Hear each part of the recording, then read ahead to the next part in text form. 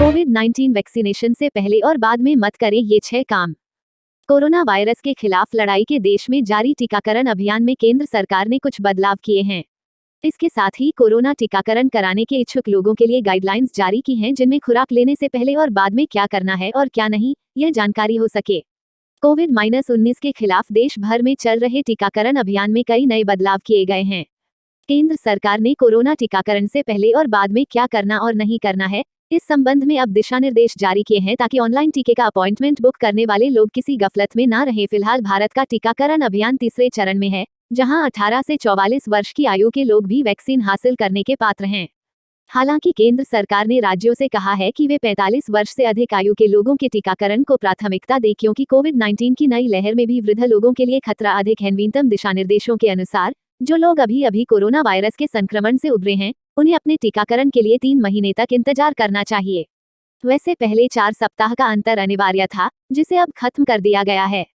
इसी तरह 3 महीने की प्रतीक्षा अवधि की सलाह उन लोगों के लिए भी दी गई है जिनका प्लाज्मा थेरेपी से इलाज हुआ है, और उनके लिए भी जो वैक्सीन की पहली खुराक प्राप्त करने के बाद संक्रमित हो गए हैं। वहीं जिन लोगों को किसी अन्य बीमारी के लिए अस्पताल में भर्ती होना पड़ा है, उन्हें भी टीकाकरण के लिए 4 से 8 सप्ताह तक इंतजार करना चाहिए। कोविशील्ड की दूसरी खुराक के लिए नए नियम। अब कोविशील्ड की दूसरी खुराक पहली खुराक के 12 से 16 सप्ताह के बाद ली जा सकती है। कोविन पोर्टल को इसके लिए रिकॉन्फ़िगर किया गया है, लेकिन जिन लोगों ने पहले ही अपनी अपॉइंटमेंट बुक कर ली है, वे चाहें तो निर्धारित तिथि पर अपनी दूसरी खुराक ले सकते हैं। इसके साथ ही अगर वे चाहें तो 84 दिनों के अंतराल की नई गाइडलाइन को पूरा करने के लिए आगे की दूसरी तारीख भी ले सकते हैं। आइए जानते हैं वो कौन से 6 काम हैं जो किसी को नहीं करने चाहिए। 1. बिना अपॉइंटमेंट के वैक्सीनेशन सेंटर जाना। इसकी वजह यह है कि कोरोना वैक्सीनेशन के सभी स्लॉट कोविन रजिस्ट्रेशन के माध्यम से ऑनलाइन बुक किए जा रहे हैं। 2. एक व्यक्ति को एक से ज्यादा प्लेटफॉर्म पर पंजीकरण नहीं करना चाहिए। 3. एक व्यक्ति को अलग अलग प्लेटफॉर्म पर कई फोन नंबर और कई आईडी प्रूफ का इस्तेमाल नहीं करना चाहिए। 4. टीकाकरण के दिन शराब या अन्य किसी मादक पदार्थ का सेवन नहीं करना चाहिए। 5. वैक्सीन के किसी भी साइड इफेक्ट के मामले में घबराना नहीं चाहिए। 6. दूसरी खुराक के लिए कोविन पोर्टल पर रजिस्ट्रेशन की कोई जरूरत नहीं है। Corona virus vaccine. देश में कोविड-19 टीके की 19 करोड़ से अधिक खुराक लगाई गई। देश में अब तक कोविड-19 टीके की 19 करोड़ से अधिक खुराक लगाई जा चुकी हैं। केंद्रीय स्वास्थ्य मंत्रालय ने गुरुवार को यह जानकारी दी है। स्वास्थ्य मंत्रालय ने बताया कि गुरुवार को टीकाकरण अभियान के 125वें दिन टीके की 14,56,088 खुराक दी गईं। पूरा देश इस समय महामारी कोरोना वायरस से जंग लड़ रहा है। कोरोना की दूसरी लहर ने देश भर में तबाही मचा रखी है। देश में फैली महामारी को रोकने के लिए केंद्र सरकार टीकाकरण का दूसरा चरण शुरू किया है। 1 मई से शुरू हुए नए चरण में 18 साल से उम्र के सभी लोगों को टीका लगाया जा रहा है। कई राज्यों में यह टीके फ्री लगाए जा रहे हैं। देश में अब तक कोविड-19 टीके की 19 करोड़ से अधिक खुराक लगाई जा चुकी हैं। केंद्रीय स्वास्थ्य मंत्रालय ने गुरुवार को यह जानकारी दी है। स्वास्थ्य मंत्रालय ने बताया कि गुरुवार को टीकाकरण अभियान के 125वें दिन टीके की 14,56,088 खुराक दी गईं। अब तक 19,18,10,604 कोविड की खुराक दी गई। स्वास्थ्य मंत्रालय ने बताया कि 18 साल की उम्र से 44 साल आयु वर्ग के 7,36,514 लोगों को गुरुवार को कोविड-19 टीके की पहली खुराक लगाई गई है। इस तरह इस टीकाकरण के तीसरे चरण की शुरुआत से अब तक 36 राज्यों एवं केंद्रशासित प्रदेशों में इस उम्र वर्ग में 85,84,054 लाभार्थियों को टीके लगाए जा चुके हैं। मंत्रालय के अनुसार रात 8 बजे तक की अंतरिम रिपोर्ट के अनुसार देश में अब तक कोविड-19 टीके की 19,18,10,604 खुराक लगाई गई है। 24 घंटे 2,56,429 नए मामले। कोरोना के आंकड़ों की बात करें तो देश में लगातार चौथे दिन 3 लाख से कम मामले सामने आए। गुरुवार रात 12 बजे तक की रिपोर्ट के अनुसार 24 घंटों में कोविड के 2,56,429 नए मामले सामने आए हैं।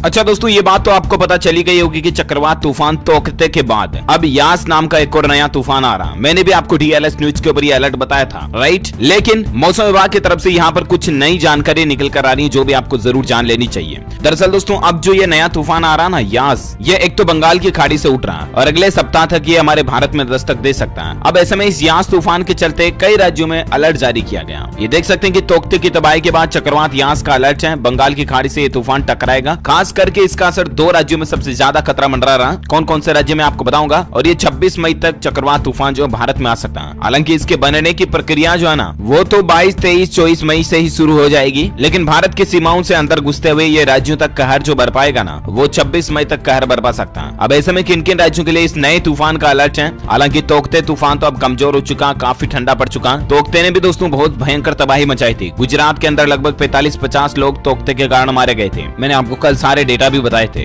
राइट। मतलब क्या बोलूं आपको, हजारों तो पेड़ गिर गए, सैकड़ों बिजली के खंभे गिर गए, हजारों घर तबाह हो गए, लोगों के चद्दर टीन शेड उड़ गए। तो इन सभी नुकसान को देखते हुए कल प्रधानमंत्री नरेंद्र मोदी ने गुजरात का हवाई दौरा करते हुए जायजा भी लिया और 1000 करोड़ रुपए का राहत पैकेज देने का ऐलान भी किया। वहीं सभी राज्यों में जहां जहां भी तूफान से तबाही मची है ना, महाराष्ट्र, राजस्थान, गुजरात, उत्तर प्रदेश वगैरह, जिन भी राज्यों में इस चक्रवात तूफान तोकते की वजह से जिन लोगों की जान चली गई, उनके परिवारों को सरकार ने 2-2 लाख रुपए का देने का ऐलान भी किया है और घायलों के परिवारों को 50-50 हजार रुपए का मुआवजा देने का भी ऐलान किया, राइट। लेकिन अब यहाँ पर ये तो तोकते तो चलो ठीक है, इसकी फिल्म अब खत्म होने वाली है, ठंडा हो गया, तोकते धीरे धीरे नॉर्मल हो गया। अब यहाँ पर जो नया अलर्ट आ रहा है दोस्तों, वो YAAS यास करके एक नया तूफान आ रहा। ये जो एक और चक्रवाती तूफान आ रहा ना, इसको लेकर मौसम विभाग का अनुमान है दोस्तों कि कई राज्यों पर ये असर डाल सकता है। अच्छा, ये जो नया चक्रवाती तूफान है दोस्तों, ये उत्तर अंडमान सागर और बंगाल की पूर्वी मध्य खाड़ी में 22 मई को कम दबाव का क्षेत्र बनने की संभावना के चलते बन सकता है, जो कि एक चक्रवाती तूफान में तब्दील हो सकता है। ये मतलब एक पहले से अनुमान लगाया जा रहा, अलर्ट जारी किया गया। और इसके बाद ये अगर तूफान में बदल जाता है तो इसका नाम रहेगा चक्रवात यास, जो कि 26 से 27 मई को पूर्वी तट पर पहुंचने का अनुमान है। भारतीय मौसम विज्ञान विभाग ने कल इस बात की जानकारी दी है। अब दोस्तों, ये अगर तूफान जो है ना, बंगाल की खाड़ी और अंडमान सागर में बनने वाला अगर चक्रवात में बदल जाता है और भारत की सीमाओं में प्रवेश करता है, तो किन किन राज्यों में खतरा मंडरा रहा है, किन किन राज्यों में ये तूफान तबाही मचा सकता है। तो इसको लेकर मौसम विभाग का कहना है कि एक तो पश्चिम बंगाल, उड़ीसा, असम और मेघालय, इन 4 राज्यों में सबसे ज्यादा इस तूफान का प्रभाव हमें देखने को मिल सकता है। बाकी अंडमान निकोबार, कोलकाता, दक्षिण बंगाल, असम, मेघालय, इन जगहों पर भी भारी बारिश होने की संभावना है इस तूफान के चलते, है ना। तो ये मौसम विभाग की तरफ से अलर्ट था जो मैंने आपको बता दिया। उम्मीद आपको जरूर जानकारी मिली होगी। वैसे दोस्तों, आप मुझे नीचे कमेंट्स करके बताइए कि आप कौन से राज्य में रहते हैं, ताकि पर्टिकुलर मैं आपके राज्य के समाचार भी आपके मोबाइल तक पहुंचा दूंगा। और बाकी इस वीडियो को लाइक करना, शेयर भी करना अपने दोस्तों के साथ फेसबुक और व्हाट्सएप पर। और सावधान रहना, है ना। 24, 25, 26 से ऑलरेडी सावधान, सतर्क रहना शुरू हो जाना अगर आप भी इन 4-5 राज्यों में रहते हैं जो मैंने आपको बताया था। और हाँ, वीडियो को लाइक और शेयर करना और डीएलएस न्यूज चैनल को सब्सक्राइब करके बेल आइकन जरूर दबा देना, ताकि आपको रोजाना के ताजा अपडेट्स तुरंत आपके मोबाइल पर मिल जाएंगे। ओके, मिलेंगे अगले नेक्स्ट अपडेट में। तब तक के लिए thank you, take care, good bye, जय हिंद, जय भारत, वंदे मातरम। 58,000 करोड़ रुपए, 58,000 करोड़ रुपए। नमस्कार, जय हिंद, वंदे मातरम भाई और बहनों, स्वागत है आपका भारत के सबसे बड़े सरकारी न्यूज चैनल पर। तो दोस्तों, टुडे ब्रेकिंग न्यूज के साथ देश और राज्य की 10 बड़ी ताजा खबरों को लेकर इस वीडियो में हम आपके सामने हाजिर हो चुके हैं। साथ ही में दोस्तों, कोरोना वायरस, लॉकडाउन, राशन वितरण और मोदी सरकार की नई योजना से जुड़ी हर छोटी से छोटी खबर और अपडेट भी इस वीडियो में देने वाले हैं। तो दोस्तों, आज की सबसे पहली और सबसे बड़ी खबर की बात करें तो स्वास्थ्य मंत्रालय ने आज कोरोना के नए आंकड़े जारी किए हैं, जिसके तहत पिछले 24 घंटों में कोरोना के 2,68,000 नए मामले सामने आए हैं। वहीं 4,529 लोगों की कोरोना की वजह से पिछले 24 घंटों में मौत हो गई है। तो दोस्तों, मौत के मामले में कोरोना ने आज फिर एक नया रिकॉर्ड कायम किया है। साथ ही इस राज्य सरकार ने किसानों को 10,000 रुपए, रेहड़ी पटरी वालों को 3,000 रुपए और मजदूरों को 2,000 रुपए सीधे उनके बैंक खाते में देने का ऐलान किया है। तो दोस्तों, किस किस राज्य के लोगों को यह फायदा मिलेगा वो भी जानेंगे। और 10वीं के छात्रों के लिए भी आज सीबीएसई ने एक बड़ी घोषणा की है। इसके अलावा केंद्र सरकार ने आज किसानों के पक्ष में एक बहुत ही बड़ा और ऐतिहासिक फैसला लिया है, जिससे किसानों को आज से ही ये एक बड़ा फायदा होने वाला है। तो दोस्तों, आखिर में ऐसा कौन सा फैसला लिया गया है, कुछ ही देर में जानने को मिलेगा। और दोस्तों, कई राज्यों में आज एक बार फिर से लॉकडाउन को बढ़ा दिया गया है, तो कहीं लॉकडाउन को और ज्यादा सख्त किया गया है, तो कुछ राज्यों में लॉकडाउन को समाप्त करने का भी ऐलान हो चुका है। तो दोस्तों, ऐसे में आप लोगों को जान लेना चाहिए कि बीते 24 घंटों में भारत के किन किन राज्यों या फिर शहरों में लॉकडाउन लगाया गया है या फिर हटाया गया है, और ऐसे में क्या खुला रहेगा, क्या रहेगा बंद, सब कुछ इस वीडियो में जानने को मिलेगा।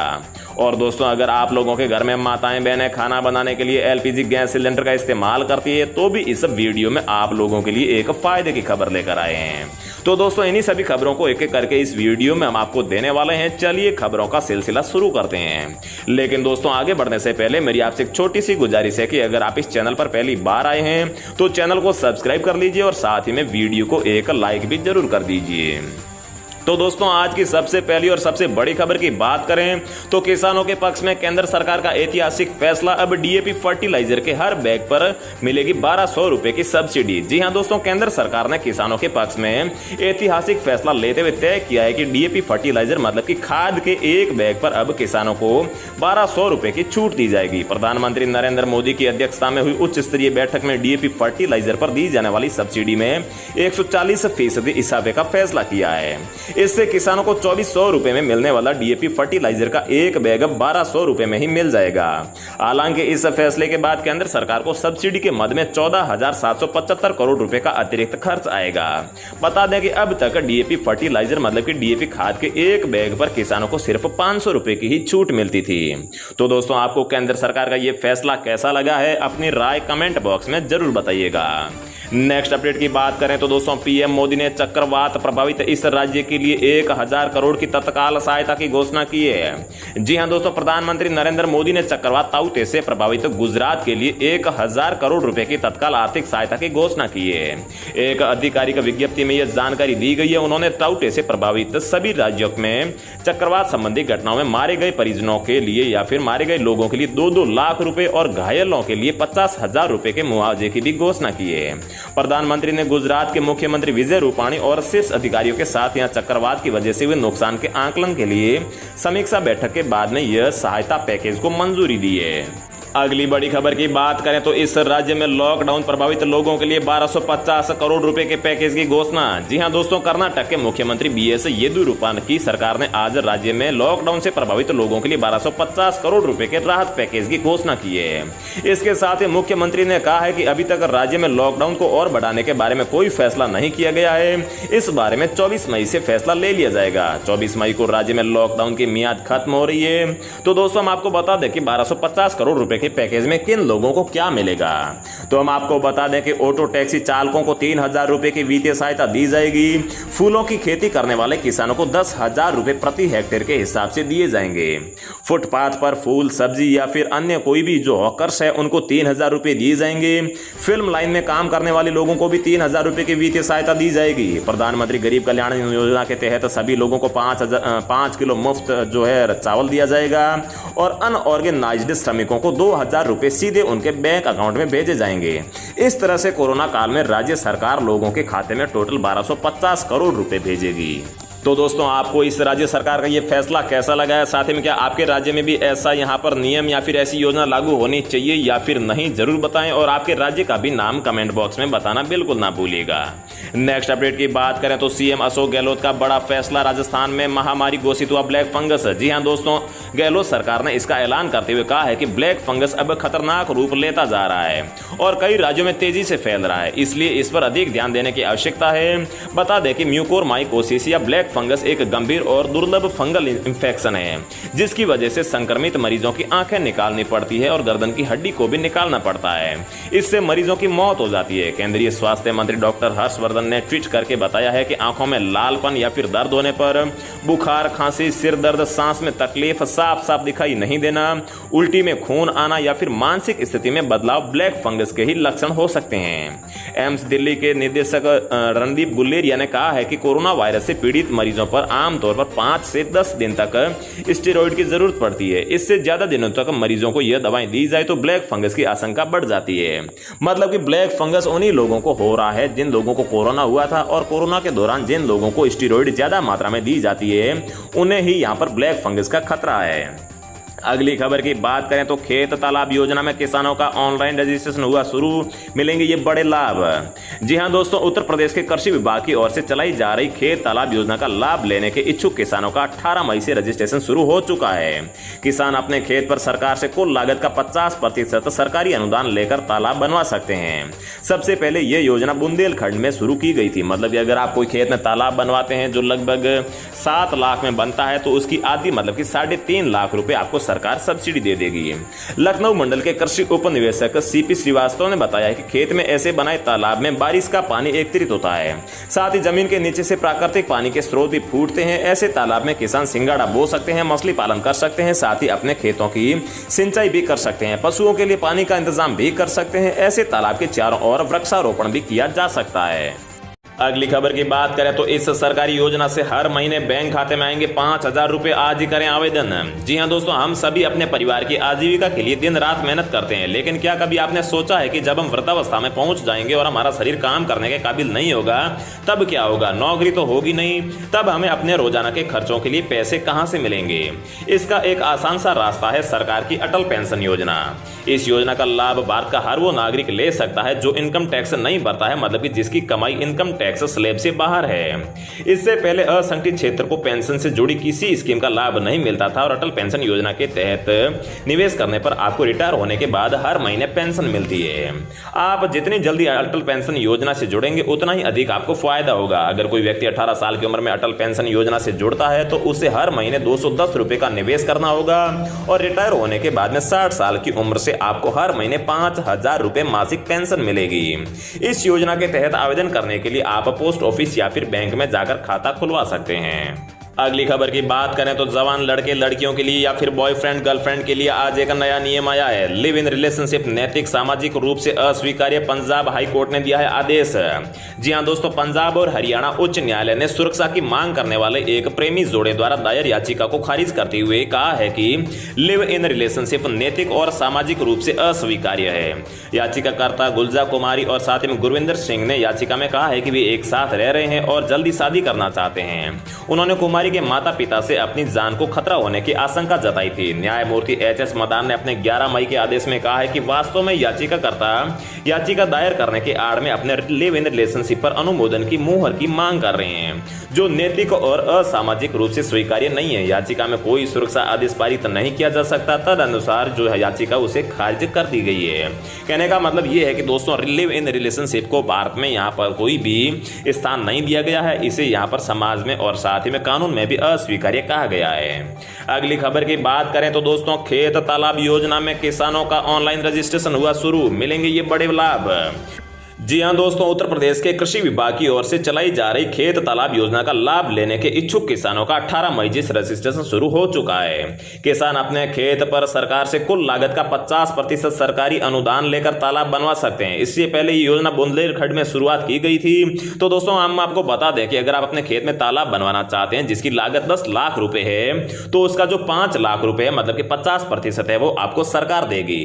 लखनऊ मंडल के कृषि उप निवेशक श्री श्रीवास्तव ने बताया है कि खेत में बने ऐसे तालाब में बारिश का पानी एकत्रित होता है, साथ ही जमीन के नीचे से पानी के प्राकृतिक स्रोत भी फूटते हैं। ऐसे तालाब में किसान सिंगाड़ा बो सकते हैं, मछली पालन भी कर सकते हैं, साथ ही अपने खेत की सिंचाई भी कर सकते हैं, पशुओं के लिए पानी का इंतजाम भी कर सकते हैं। ऐसे तालाब के चारों ओर वृक्षारोपण भी किया जा सकता है। तो दोस्तों, उत्तर प्रदेश के लोग इस योजना का तहत आवेदन करके फायदा ले सकते हैं। तो दोस्तों, रोजाना ऐसी खबरें पाते रहने के लिए चैनल को सब्सक्राइब करके बेल आइकन प्रेस कर लीजिए। जय हिंद, वंदे मातरम। आज रात 12 बजे से पूरे देश में, ध्यान से सुनिए, पूरे देश में। हेलो दोस्तों, नमस्कार। स्वागत है आप सभी का दिन भर के ताज़ा तरीन खबरों को लेकर। दोस्तों, देश भर की पूरी खबर को लेकर हम आपके सामने हाजिर हो चुके हैं। पूरी देश की खबर यहाँ पे हम आपको बताएंगे। आरबीआई ने एक और बैंक पर लगाया जुर्माना, क्या है पूरी खबर, इसका ग्राहकों पर क्या होगा असर, हम आपको बताएंगे। इसके साथ साथ दोस्तों, टैक्स पेयर्स के लिए बहुत ही काम की खबर आ रही है। इसके साथ साथ दोस्तों, भारत में कोरोना वैक्सीन की डोज में गैप बढ़ा है, क्या है पूरी खबर हम आपको बताएंगे। तो चलिए शुरू करते हैं सभी खबरों को विस्तार से। तो सबसे पहले मैं आपको बता दूं, जो आपकी सबसे महत्वपूर्ण खबर है वह है पूरे पिछले 24 घंटे में कोरोना के आंकड़ों को लेकर। तो दोस्तों मैं आपको बता दूं, पिछले 24 घंटे में 2.67 लाख नए केस आए हैं। लेकिन अगर हम बात करते हैं इसमें मौत के आंकड़े को, तो 4,529 मरीजों ने अपनी जान भी गंवाई है। उसके साथ साथ दोस्तों मैं आपको बता दूं, भारत में कोरोना वैक्सीन की डोज में गैप बढ़ा। आइए जानते हैं दूसरे देशों में वैक्सीन के क्या हैं नियम। तो भारत में लोगों को सबसे ज़्यादा कोविशील्ड वैक्सीन की डोज लग रही है। पहले लोग खुश थे कि 1 महीने से 2 महीने में उन्हें कोरोना वैक्सीन की दोनों डोज लग जाएंगी। अब केंद्र सरकार ने 2 डोज के बीच समय को बढ़ा दिया, इसे 12 से 16 हफ्ते कर दिया। लोगों की समझ में नहीं आ रहा कि अब वो क्या करे, क्या इतना अंतर सही है, क्या इससे लोगों को फायदा होगा, क्या बाकी देशों में भी ऐसा ही हाल है। तो आइए जानते हैं कि किस देश में किस वैक्सीन के डोज के बीच कितना अंतर है। तो दोस्तों मैं आपको बता दूं, कोविशील्ड की अगर बात करते हैं तो भारत में केंद्र सरकार ने कोविशील्ड के 2 डोज के बीच के अंतर को बढ़ाकर 12 से 16 हफ्ते कर दिया, यानी 3 से 4 महीने। वहीं आपको मैं बता दूं, अगर बात करते हैं कि यूके की, तो यूके में कोविशील्ड वैक्सीन की डोज में अंतर बढ़ाया गया है। तो आप जानकर हैरान होंगे कि ब्रिटेन पिछले साल दिसंबर में ही इस वैक्सीन की डोज के बीच गैप बढ़ाकर 12 हफ्ते कर दिया था। लेकिन B1617 कोरोना वेरिएंट के आने के बाद मची तबाही से डरकर 2 डोज के गैप को घटाकर 8 हफ्ते उसने कर दिया। वहीं ब्रिटेन में बात करें तो बायोएनटेक की कोरोना वैक्सीन के दोनों डोज में 12 हफ्ते का अंतर रखा था। अगर कोवैक्सीन की बात करते हैं तो भारत सरकार ने इस वैक्सीन के डोज के बीच अंतर बढ़ाने की फिलहाल कोई बात नहीं की है। कोवैक्सीन के 2 डोज के बीच 4 से 6 हफ्ते का ही अंतर है। हालांकि हो सकता है कि भविष्य में इस वैक्सीन के डोज को लेकर तय किए गए अंतर को बढ़ाया जाए। यह निर्भर करता है वैक्सीन की उत्पादन क्षमता और कोरोना वेरिएंट के बढ़ते असर पर। कोवैक्सीन को भारत बायोटेक इंटरनेशनल लिमिटेड ने बनाया है। स्पुतनिक 5 की बात करें तो रूस से आई कोरोना वैक्सीन स्पुतनिक 5 वैक्सीन को बनाने वाली संस्था गामेलिया रिसर्च सेंटर ने कहा है कि फिलहाल स्पुतनिक वैक्सीन के 2 डोज के बीच 3 हफ्ते का गैप है। वहीं दोस्तों मैं आपको बता दूं, अगली जो खबर आ रही है वह आ रही है आरबीआई की ओर से। रिजर्व बैंक ऑफ इंडिया ने एक और सहकारी बैंक पर जुर्माना लगाया है। आरबीआई ने महाराष्ट्र के प्रियदर्शनी महिला नगरी सहकारी बैंक पर 1 लाख रुपए का जुर्माना लगाया। रिजर्व बैंक ने यह जुर्माना सुपरवाइजरी एक्शन फ्रेमवर्क के तहत जारी किए गए कुछ निर्देशों का पालन नहीं करने की वजह से लगाया है। अगर बात करते हैं इसका ग्राहकों पर असर के, तो मैं आपको बता दूं, रिजर्व बैंक की इस कार्रवाई का इसके ग्राहकों पर कोई असर पड़ेगा, तो इसका जवाब है नहीं। इस फैसले से बैंक के ग्राहकों पर किसी तरह का कोई असर नहीं होगा। आरबीआई ने ग्राहकों को मिलने वाली सुविधा पर किसी तरह की रोक नहीं लगाई है। वही दोस्तों मैं आपको बता दूं, टैक्स पेयर्स के लिए ध्यान देने वाली खबर है। कोरोना महामारी की दूसरी लहर को देखते हुए इनकम टैक्स डिपार्टमेंट ने हाल ही में टैक्स पेयर को राहत पहुंचाने के लिए कुछ टाइमलाइन को आगे बढ़ा दिया था। टैक्स पेयर और टैक्स सलाहकारों की अपील के बाद central board of direct taxes ने पिछली बार कई डेडलाइंस को 30 अप्रैल 2021 तक बढ़ा दिया गया था। वहीं दोस्तों मैं आपको बता दूं, अगली जो खबर आ रही है वह आ रही है, बड़ी खबर है, रेमडेसिविर को कोरोना मरीजों के इलाज से हटाने पर हो रहा है विचार, क्योंकि यह असरदार नहीं है। जी हां दोस्तों, देश में कोरोना वायरस महामारी की दूसरी लहर का अभी थमा नहीं है। कुछ दिनों से कोरोना के नए केस लगातार कम हो रहे हैं। इसके बावजूद बीमारी से मरने वालों का आंकड़ा कम होने का नाम नहीं ले रहा है, जिसे लेकर रेमडेसिविर को कोरोना मरीजों के इलाज से हटाने पर विचार किया जा रहा है, क्योंकि यह असरदार होने की बात नहीं की जा रही, इसमें असरदार होने के कोई सबूत नहीं मिले हैं। तो फिलहाल इस वीडियो में इतना ही। ऐसे ही खबरों के लिए बने रहिए हमारे इस वीडियो के साथ। Bye and thanks for watching this video. जब जरूरी हो तभी बाहर निकले, कोविड अनुशासन का पूरा पालन करें।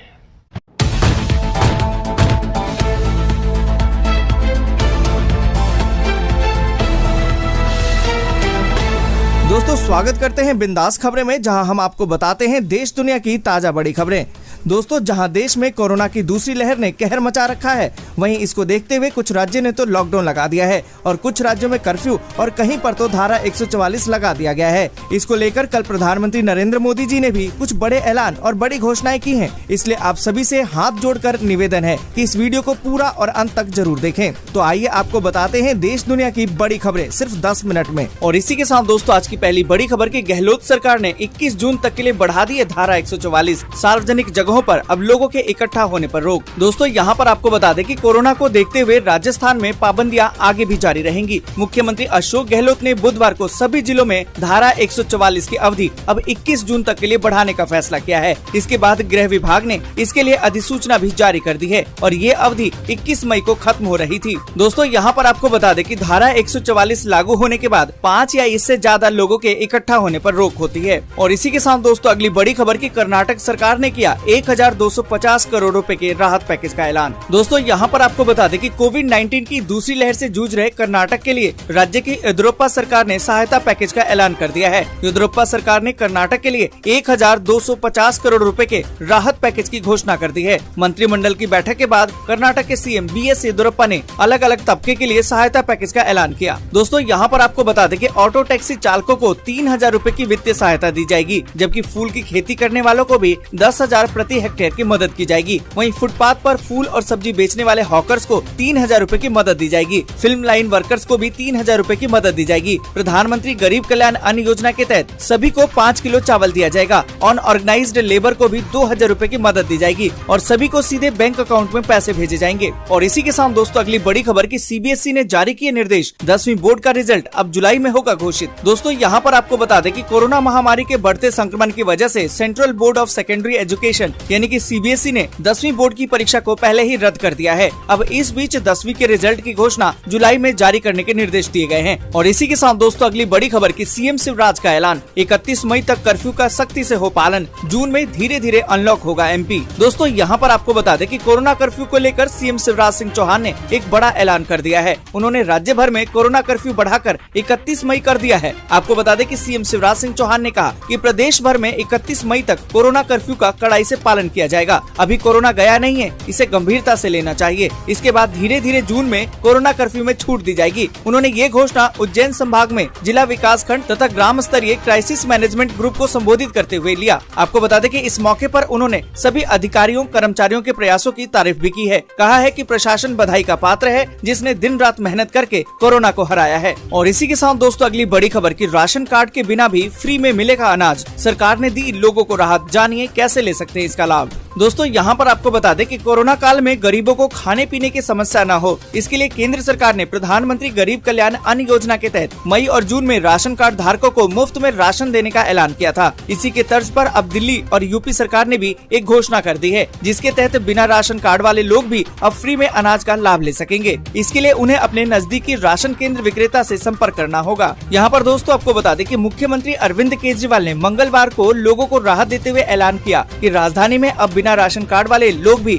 राशन की दुकानों से मुफ्त में राशन ले सकेंगे। और इसी के साथ दोस्तों अगली बड़ी खबर की सुधर रहे हैं दिल्ली के हालात, 46 दिन बाद दिल्ली में कोरोना के नए मामले 4000 से भी कम। दोस्तों यहाँ पर आपको बता दें कि राष्ट्रीय राजधानी में एक दिन में कोविड-19 के 3846 नए मामले सामने आए, जो 5 अप्रैल के बाद सबसे कम दैनिक मामले हैं। आपको बता दें कि दिल्ली सरकार द्वारा जारी किए गए एक स्वास्थ्य बुलेटिन के अनुसार इस अवधि में संक्रमण से 235 और लोगों की मौत हो गई है। वहीं संक्रमण दर भी गिरावट के साथ 5.78% हो गई है। दोस्तों आगे बढ़े उससे पहले एक छोटी सी रिक्वेस्ट है, इस वीडियो को लाइक और दोस्तों के साथ शेयर करना बिल्कुल भी ना भूलें। अगर अभी तक आपने चैनल को सब्सक्राइब नहीं किया है तो सब्सक्राइब जल्दी से कर लें। और इसी के साथ दोस्तों अगली बड़ी खबर कि अब कोविड-19 से ठीक होने के 3 महीने बाद लगेगी वैक्सीन, सरकार का फैसला। दोस्तों यहाँ पर आपको बता दें कि केंद्रीय स्वास्थ्य मंत्रालय ने कोविड-19 टीकाकरण पर नई सिफारिशों को स्वीकार कर लिया है। दोस्तों आपको बता दें कि national expert group on vaccine administration for कोविड-19 द्वारा की गई नई सिफारिशों के अनुसार कोरोना वायरस से क्लिनिकल रिकवरी के बाद ही टीकाकरण को 3 महीने के लिए टाल दिया जाए। अब इन सिफारिशों को मंजूरी दे दी गई है। इसके बाद कोरोना से ठीक होने वाले सभी लोगों को वैक्सीन अब 3 महीने के बाद ही लग सकेगी। और इसी के साथ दोस्तों अगली बड़ी खबर की कोरोना की तीसरी लहर से निपटेगी दिल्ली सरकार, बच्चों के लिए बनेगा अब स्पेशल टास्क फोर्स। दोस्तों यहाँ पर आपको बता दें कि मुख्यमंत्री अरविंद केजरीवाल ने अधिकारियों को आग्रह किया है कि अगर कोरोना की तीसरी लहर आती है तो उससे लड़ने के लिए हमें पहले से ही तैयार रहना चाहिए। तीसरी लहर में बच्चों को बचाने के लिए विशेष टास्क फोर्स का गठन किया जाएगा। अस्पतालों में बेड्स, ऑक्सीजन और दवाओं का पहले से ही प्रबंध करने के लिए अधिकारियों की एक कमेटी बनेगी। यहाँ पर दोस्तों आपको बता दें कि अस्पतालों में ऑक्सीजन की आपूर्ति और उसकी उपलब्धता को लेकर प्राथमिकता के आधार पर काम होगा। मुख्यमंत्री ने निर्देश दिया है कि दिल्ली में लगाए जा रहे सभी ऑक्सीजन के प्लांट्स को समय से पूरा किया जाए, साथ ही भंडारण की व्यवस्था भी सुनिश्चित की जाए। और इसी के साथ दोस्तों अगली बड़ी खबर की खुशखबरी, रोज कमाने वाले परिवारों को अब हर महीने मिलेगा 1000 रूपए भरण पोषण भत्ता। दोस्तों यहाँ पर आपको बता दें कि उत्तर प्रदेश में कोविड-19 से उत्पन्न परिस्थितियों के मद्देनजर राज्य सरकार ने रोज कमाकर खाने वालों को प्रति परिवार 1000 रूपए प्रति माह दिए जाने का निर्णय लिया है। राजस्व विभाग के अनुसार कोरोना के चलते गरीब और जरूरतमंदों को तत्काल राहत पहुंचाने के उद्देश्य से सभी राशन कार्ड धारकों को 3 महीने का राशन भी निःशुल्क उपलब्ध कराया जाएगा। प्रति माह उपलब्ध कराई जाने वाली धनराशि निःशुल्क राशन के अतिरिक्त होगी। और इसी के साथ दोस्तों अगली बड़ी खबर की बॉम्बे हाई कोर्ट ने कहा कि घर घर वैक्सीनेशन कार्यक्रम शुरू करे बीएमसी, केंद्र की हरी झंडी की जरूरत नहीं। दोस्तों यहाँ पर आपको बता दें कि कोरोना की दूसरी लहर के बीच अब मुंबई में कोरोना वैक्सीनेशन को लेकर एक नई पहल की शुरुआत हो रही है। आपको बता दें कि बॉम्बे हाई कोर्ट ने कहा है कि अगर संभव हो तो बीएमसी घर घर जाकर वृद्ध और दिव्यांग लोगों को वैक्सीन दे। इसके लिए केंद्र सरकार की हरी झंडी की आवश्यकता नहीं है। जस्टिस दीपांकर गुप्ता और जस्टिस जीएस कुलकर्णी की पीठ ने कहा कि अगर केंद्र सरकार ने इसकी मंजूरी नहीं भी दी है तो भी बीएमसी इसे शुरू कर सकता है। और इसी के साथ दोस्तों अगली बड़ी खबर की राजस्थान सरकार ने ब्लैक फंगस को घोषित कर दिया महामारी। राज्य में तेजी से बढ़ रहे केस। दोस्तों यहाँ पर आपको बता दें कि राजस्थान सरकार ने कोरोना वायरस संक्रमण से ठीक होने वाले मरीजों में सामने आ रहे म्यूकरमाइकोसिस यानी कि ब्लैक फंगस रोग को बुधवार को महामारी घोषित कर दिया। राज्य के चिकित्सा और स्वास्थ्य विभाग ने इस बारे में बुधवार को अधिसूचना भी जारी कर दी है। आपको बता दें कि कोरोना संक्रमण को मात दे चुके कई लोगों को अब ब्लैक फंगस शिकार बना रहा है। देश में कई राज्यों में ब्लैक फंगस के मामले तेजी से बढ़ रहे हैं। दोस्तों यहाँ पर आपको बता दें कि विशेषज्ञों के अनुसार ये बीमारी कोरोना वायरस से ठीक हुए मधुमेह के मरीजों यानी कि डायबिटीज के जो मरीज हैं उनमें अधिक हो रही है। इस बीमारी में पीड़ित की आंखों की रोशनी जाने के साथ ही जबड़े तक को निकालने की नौबत आ रही है। और इसी के साथ दोस्तों अगली बड़ी खबर की पीएम नरेंद्र मोदी ने कहा कि ताउते तूफान से नुकसान का आंकलन करके केंद्र से साझा करे राज्य सरकारें, तत्काल दी जाएगी वित्तीय सहायता। दोस्तों आपको बता दें कि प्रधानमंत्री नरेंद्र मोदी ने बुधवार को कहा कि केंद्र सरकार और प्रभावित राज्यों की सरकारें मिलकर काम कर रही है। राज्य सरकारें जैसे ही चक्रवाती तूफान ताउते से जो भी नुकसान हुआ है उसका आंकलन करे और केंद्र सरकार के साथ साझा करे, तत्काल वित्तीय सहायता प्रदान की जाएगी। साथ ही दोस्तों आपको बता दें कि गोवा के मुख्यमंत्री प्रमोद सावंत ने राज्य में चक्रवाती तूफान ताउते के कारण जान गंवाने वाले परिवारों के लिए 4 लाख रुपए की अनुग्रह राशि की घोषणा कर दी है। और इसी के साथ दोस्तों अगली बड़ी खबर की वोडाफोन आइडिया ग्राहकों के लिए बड़ी खुशखबरी, अब मुफ्त में मिलेगा 49 रुपए का प्लान। दोस्तों यहाँ पर आपको बता दें कि वोडाफोन आइडिया ने अपने 6 करोड़ के करीबन निम्न आय वाले ग्राहकों को 49 रुपए का मुफ्त प्लान देने की घोषणा कर दी है। महामारी के दौरान अपने ग्राहकों को कंपनी के साथ जोड़े रखने के लिए इस एक बारगी की सुविधा का प्लान का ऐलान किया गया है। कंपनी ने एक बयान में इसकी जानकारी देते हुए कहा कि इस समूह के ग्राहक यदि अपने मोबाइल सेवा के लिए 79 रुपए मूल्य का प्लान खरीदते हैं तो उन्हें इस पर करीबन दुगना लाभ होगा। दोस्तों आज के लिए बस यहीं तक। वीडियो आपको अच्छी लगी हो तो लाइक और शेयर जरूर कर दें। अगर अभी तक आपने चैनल को सब्सक्राइब नहीं किया है तो सब्सक्राइब जल्दी से कर लें।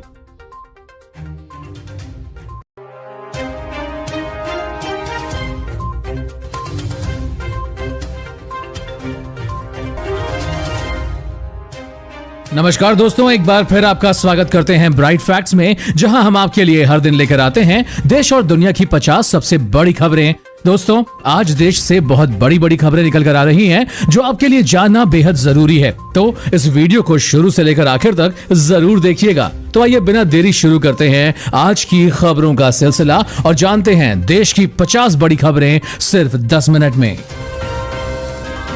भारत में कोरोना से मौत के टूटे सारे रिकॉर्ड। पहली बार हुई एक दिन में 4,529 लोगों की मौतें और मिले 24 घंटे में 2,67,000 नए मामले।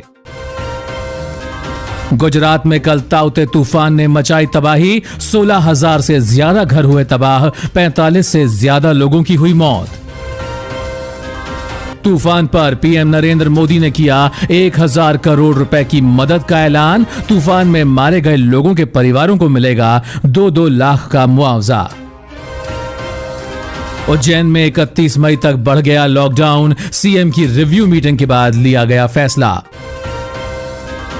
किसान आंदोलन में भी कोरोना ने दी दस्तक। 5 किसानों की हुई मौत और मिले कोरोना पॉजिटिव। दिल्ली सरकार का ऐलान, कोरोना से अनाथ हुए बच्चों को 25 साल की उम्र तक मिलेगी हर महीने 2,500 रुपए की पेंशन और मुफ्त शिक्षा। कोरोना के बीच योगी सरकार का बड़ा ऐलान, अब गरीबों और जरूरतमंदों को 3 महीने तक मिलेगा मुफ्त राशन। Xiaomi अपने ग्राहकों को देगी 2 महीने की अतिरिक्त वारंटी। लॉकडाउन के चलते कंपनी ने लिया फैसला। ICICI बैंक ग्राहक अब ATM कार्ड के बिना ही निकाल सकेंगे पैसे। यूपी के कोरोना अस्पताल में सफाई के बहाने मरीजों के मोबाइल चुराने वाले 3 लोग किए गए गिरफ्तार। चक्रवाती तूफान ताउते के बाद एक और नए चक्रवात की आहट ने उड़ाई सरकार की नींद। 23 से 24 मई के आसपास बंगाल की खाड़ी में आएगा तूफान। कल दिल्ली, राजस्थान, उत्तर प्रदेश और मध्य प्रदेश में दिखा ताउते तूफान का असर, हुई जमकर बारिश। तेजी से पिघल रहा है बर्फ का पहाड़, पूरे विश्व में तबाही की आशंका, कुछ सालों में बांग्लादेश मालदीव के डूबने का पैदा हुआ खतरा। गाजियाबाद में युवक की पीट पीट कर हत्या, 4 बच्चों की मां से था प्रेम प्रसंग। कोरोना के बाद अब राजस्थान में ब्लैक फंगस की गई महामारी घोषित, मिले 100 से ज्यादा मामले। राम रहीम ने सरकार से की अपील, कहा 21 दिन के लिए जेल से आना चाहता है बाहर। पाकिस्तान के नए राष्ट्रीय सुरक्षा सलाहकार के रूप में मोइद यूसुफ को किया गया नियुक्त। कोरोना के खिलाफ लड़ाई में आगे आया इसरो, बनाया स्वदेशी ऑक्सीजन कंसंट्रेटर। चीन से दोस्ती बढ़ा रहा ईरान, 25 साल के लिए किया $400 अरब का महासमझौता। लॉन्च हुआ जबरदस्त फीचर्स वाला लैपटॉप इंटेल अवीटा, कीमत 18,000 से भी कम। चीन ने एक बार फिर LAC पर शुरू की हलचल, चीनी सैनिक पाए गए अभ्यास करते हुए। पड़ोसी देश नेपाल में महसूस हुए भूकंप के भारी झटके, स्केल पर 5.8 रिएक्टर, मापी गई तीव्रता। 21 करोड़ की हेरोइन के साथ केन्याई महिला एयरपोर्ट से की गई गिरफ्तार। रूस और चीन से 5 गुना ज्यादा कोरोना वैक्सीन दान करेगा अमेरिका, बिडेन ने की घोषणा। 290 अंक गिरकर 50,000 के नीचे बंद हुआ सेंसेक्स। दिल्ली में लॉकडाउन की वजह से बैंड बाजे वालों के सामने आया रोजी रोटी का संकट, आज नेताओं के घर के बाहर बैंड बजा बजा कर करेंगे प्रदर्शन। गुजरात में ताउते तूफान से हजारों घरों को हुआ भारी नुकसान, पीएम मोदी ने किया हवाई सर्वे। 18 से 44 साल वाले 10 लाख लोगों को टीका लगाने वाला पहला राज्य बना राजस्थान। उत्तर प्रदेश में शादी और अन्य समारोह में अब एक समय में सिर्फ 25 ही लोग हो सकेंगे शामिल। महंगा पड़ा हमास को इजरायल से टक्कर लेना, गाजा में नर्क बनी जिंदगी, बमबारी से तबाह हुई सभी सुविधाएं। 809 रुपए वाला LPG गैस सिलेंडर मिलेगा सिर्फ 9 रुपए में, पेटीएम ने शुरू किया ऑफर। कार ड्राइवर ने सिगरेट पीते हुए निकाला सैनिटाइजर तो लग गई आग, चंद मिनटों में जल गई कार। और केंद्र सरकार की व्हाट्सएप को चेतावनी, कहा नई प्राइवेसी पॉलिसी वापस ले वरना करेंगे सख्त कार्रवाई। साथ ही उत्तराखंड में लॉकडाउन से परेशान व्यापारियों ने हाथ में थाली कटोरा लेकर किया प्रदर्शन। चीन में अचानक हिलने लगी गगनचुंबी इमारत, डरकर भागने लगे लोग, वीडियो हुआ वायरल। भगौड़े विजय माल्या को बड़ा झटका, लंदन हाई कोर्ट ने याचिका खारिज, कर्ज वसूली के लिए जल्द लाया जाएगा भारत। और घर में हुआ झगड़ा, हाई टेंशन पर चढ़ गया युवक, किया जमकर हंगामा। इसी के साथ अब जानते हैं दोस्तों देश के कुछ बड़े राज्यों के कोरोना के हालात। तमिलनाडु में बीते 24 घंटे में कोरोना के 33,059 नए मामले आए सामने, 364 मरीजों की गई जान। हरियाणा में बीते 24 घंटे में कोरोना के 7,774 नए केस, 124 मरीजों की हुई मौत। झारखंड में बीते 24 घंटे में 2,925 नए पॉजिटिव केस आए, 63 मरीजों की मौत। दिल्ली में आज कोरोना के 3,846 नए केस, 235 मरीजों की हुई मौत। मध्य प्रदेश में मिले 5,412 कोरोना के नए मरीज, हुई 77 लोगों की मौत। गुजरात में मिले कोरोना के 7,135 नए मामले और 81 लोगों की गई जान। उत्तर प्रदेश में कोरोना के पिछले 24 घंटे में 7,336 नए मामले आए सामने, रिकवरी रेट पहुंचा 91.4% पर। और महाराष्ट्र में मिले कोरोना के 26,616 नए मामले और हुई 516 लोगों की मौत। बिहार में कोरोना संक्रमण दर में आई और गिरावट, एक दिन में मिले 6,286 नए मामले। और पिछले 24 घंटे में छत्तीसगढ़ में मिले कोरोना के 7,594 नए मामले, 172 मरीजों की हुई मौत। साथ ही राजस्थान में कोरोना के 11,597 नए केसेस आए सामने, 157 लोगों की हुई मौत। उत्तराखंड में 24 घंटे में मिले 3,719 नए संक्रमित, 223 लोगों की हुई मौत। और इसी के साथ दोस्तों आज की खबरों में बस इतना ही। अगर आपको भी ये खबरें पसंद आई तो इस वीडियो को एक लाइक जरूर करें, साथ ही अपने फ्रेंड्स एंड फैमिली के साथ इसे शेयर भी जरूर करें। वीडियो अच्छा लगा तो वीडियो के बारे में कमेंट करके हमें जरूर बताएं आपको कैसी खबरें पसंद आई, आप किस प्रकार की खबरें हमारे साथ और देखना चाहेंगे, अपने सुझाव भेजें। इसी के साथ अगर आप ऐसी ही खबरें अपने मोबाइल फोन पर हर रोज देखना चाहते हैं तो बस हमारे चैनल ब्राइट फैक्ट्स को सब्सक्राइब कीजिए। सब्सक्राइब करने के लिए नीचे दिए गए इस लाल बटन को दबाएं, साथ ही साथ में दिए गए इस बेल आइकन को दबाकर ऑल पर क्लिक करना ना भूलें, ताकि आपको हमारी सभी खबरें आपके मोबाइल पर लगातार समय पर मिलती रहे। हर गरीब का जो सपना है अपने भावी पीढ़ी के लिए, मेरी सरकार का भी वही सपना है जो मेरे हर गरीब के भावी पीढ़ी के लिए सपना। केंद्र सरकार की पहल से गरीबों के सपने पूरे हो रहे हैं। केंद्र सरकार का प्रयास है कि प्रधानमंत्री आवास योजना के तहत हर गरीब को छत मिले ताकि कोई भी बेघर न रहे।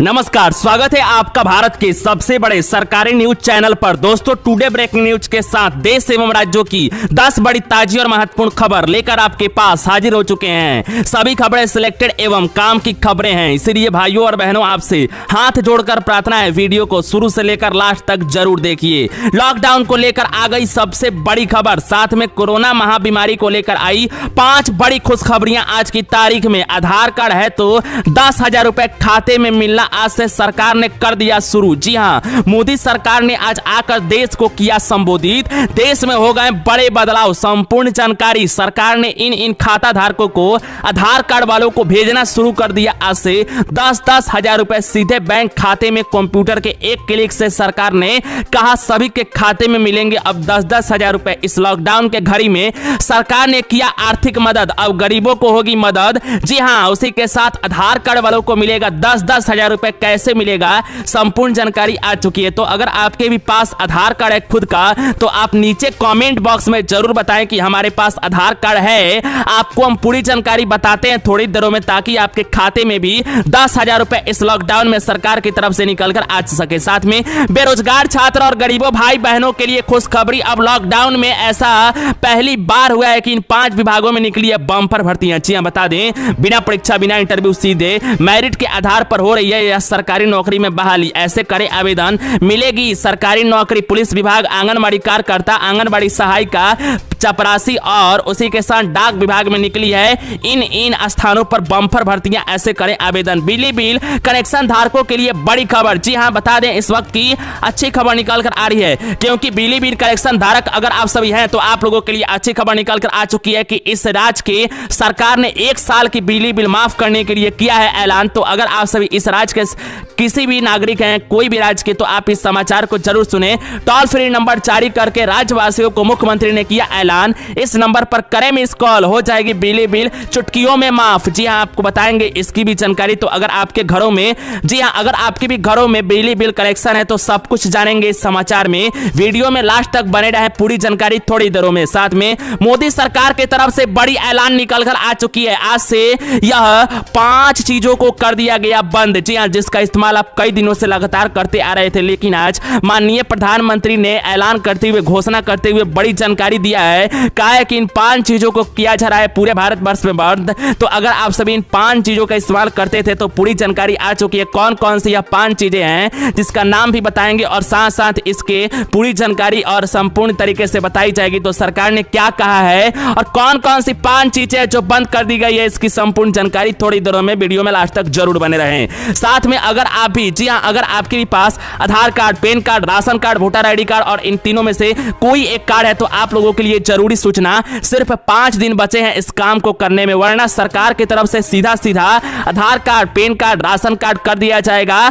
जी हां, आपके यह सभी कार्ड रखे रह जाएंगे। तो अभी अभी सरकार की तरफ से ऐलान करते हुए पूरे देश भर में कर दिया गया यह नया नियम लागू और गाइडलाइन। जी हां, आपको बता दें कि अगर आप सभी भारत के देशवासी हैं और आपको इसको पालन तो जरूर करना करना होगा। तो कौन कौन से नए गाइडलाइन और नियम Aadhaar card, PAN card, ration card वालों को आज से निभानी होगी, इसकी संपूर्ण जानकारी आ चुकी है। सभी जानकारी आप लोगों को मिलेगी आज के इस सरल और साधारण वीडियो में। तो वीडियो में लास्ट तक जरूर बने रहें। संपूर्ण जानकारी सरल और साधारण शब्दों में आपको बताएंगे ताकि समझने में और भी आसानी हो। तो पूरी जानकारी थोड़ी देरों में। साथ में रसोई गैस सिलेंडर वालों के लिए बड़ी खबर। रसोई गैस सिलेंडर को लेकर हो गया बड़ा बदलाव देश में। जी हां, बड़ा बदलाव, बड़े नियम लगा दिया गया है पूरे देश भर में। यह गाइडलाइन के साथ रसोई गैस सिलेंडर वालों को अब पालन करना होगा। इसके मुताबिक अगर आपके भी घरों में रसोई गैस सिलेंडर है तो एजेंसी वाले यह बात को नहीं बताएंगे, जो बात आज सरकार ने बड़ी घोषणा करके बताया है। तो आपको बता दें कि सुबह सुबह आज की ताजी खबर में बताई गई है, सरकार की तरफ से वो जानकारी आपको देंगे, क्योंकि रसोई गैस सिलेंडर धारकों के लिए सरकार ने कुछ अहम बदलाव किए हैं और गाइडलाइन के साथ नए नए नियम दिए गए हैं। तो इसकी भी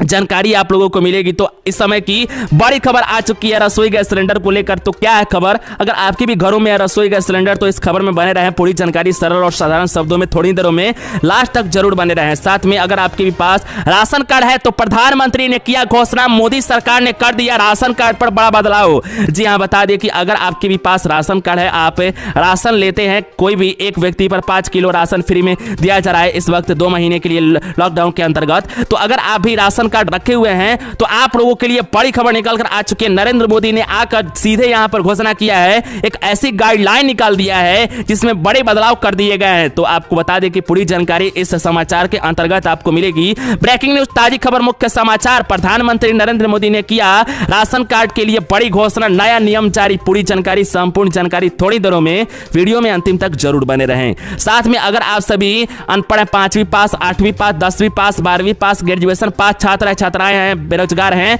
आप लोगों के लिए सरकारी नौकरी के लिए सरकार ने लिया अहम फैसला। इस लॉकडाउन में भी निकाल कर आई 8 विभागों में बम्पर भर्तियां, जैसे कि आंगनबाड़ी कार्यकर्ता, आंगनबाड़ी सहायिका, सुपरवाइजर, डाक विभाग भर्ती। जी हां, स्टेट बैंक ऑफ इंडिया में भर्ती, रेलवे भर्ती और डाकिया की भर्ती। जी हां, आंगनबाड़ी कार्यकर्ता के साथ भारतीय डाकिया की भर्ती या पुलिस भर्ती, सारे विभागों में निकली है। इन पदों पर आवेदन करने के लिए होगी लास्ट तारीख इस तारीख को। तो कैसे करेंगे आवेदन? अगर आप सभी अनपढ़ हैं, 5वीं पास, 8वीं पास, 10वीं पास, 12वीं पास, ग्रेजुएशन पास या पोस्ट ग्रेजुएट हैं, तो पूरी जानकारी आप लोग देखें। संपूर्ण जानकारी थोड़ी देरों में। इनमें कोई ऐसे यहां पर विभाग निकाल कर आ रहे हैं जिसमें बिना परीक्षा, बिना इंटरव्यू, सीधे मेरिट के आधार पर भी हो रही है बहाली। इसकी भी जानकारी, पूरी जानकारी थोड़ी देरों में। तो वीडियो में लास्ट तक जरूर बने रहें। साथ में 10 ऐसे सरकारी बैंकों में खाता। तो अभी की आई सबसे बड़ी ब्रेकिंग न्यूज, बड़ी खबर। जी हां, 10 ऐसे सरकारी बैंकों में खाता। तो सरकारी बैंक की तरफ से सरकार ने बदल दिए यह सारे नियम। पुराने नियम हो गए बंद। सरकारी बैंक में जल्दी करे, पैसा है तो निकाल दें, वरना पैसे भी हो जाएंगे बर्बाद और खत्म। क्योंकि एप्लीकेशन के अंतर्गत सरकार ने इन 5 एप्लीकेशनों को अपने मोबाइल में नहीं डाउनलोड करने के लिए कहा है। तो सरकारी बैंक में कौन कौन से बैंक हैं जो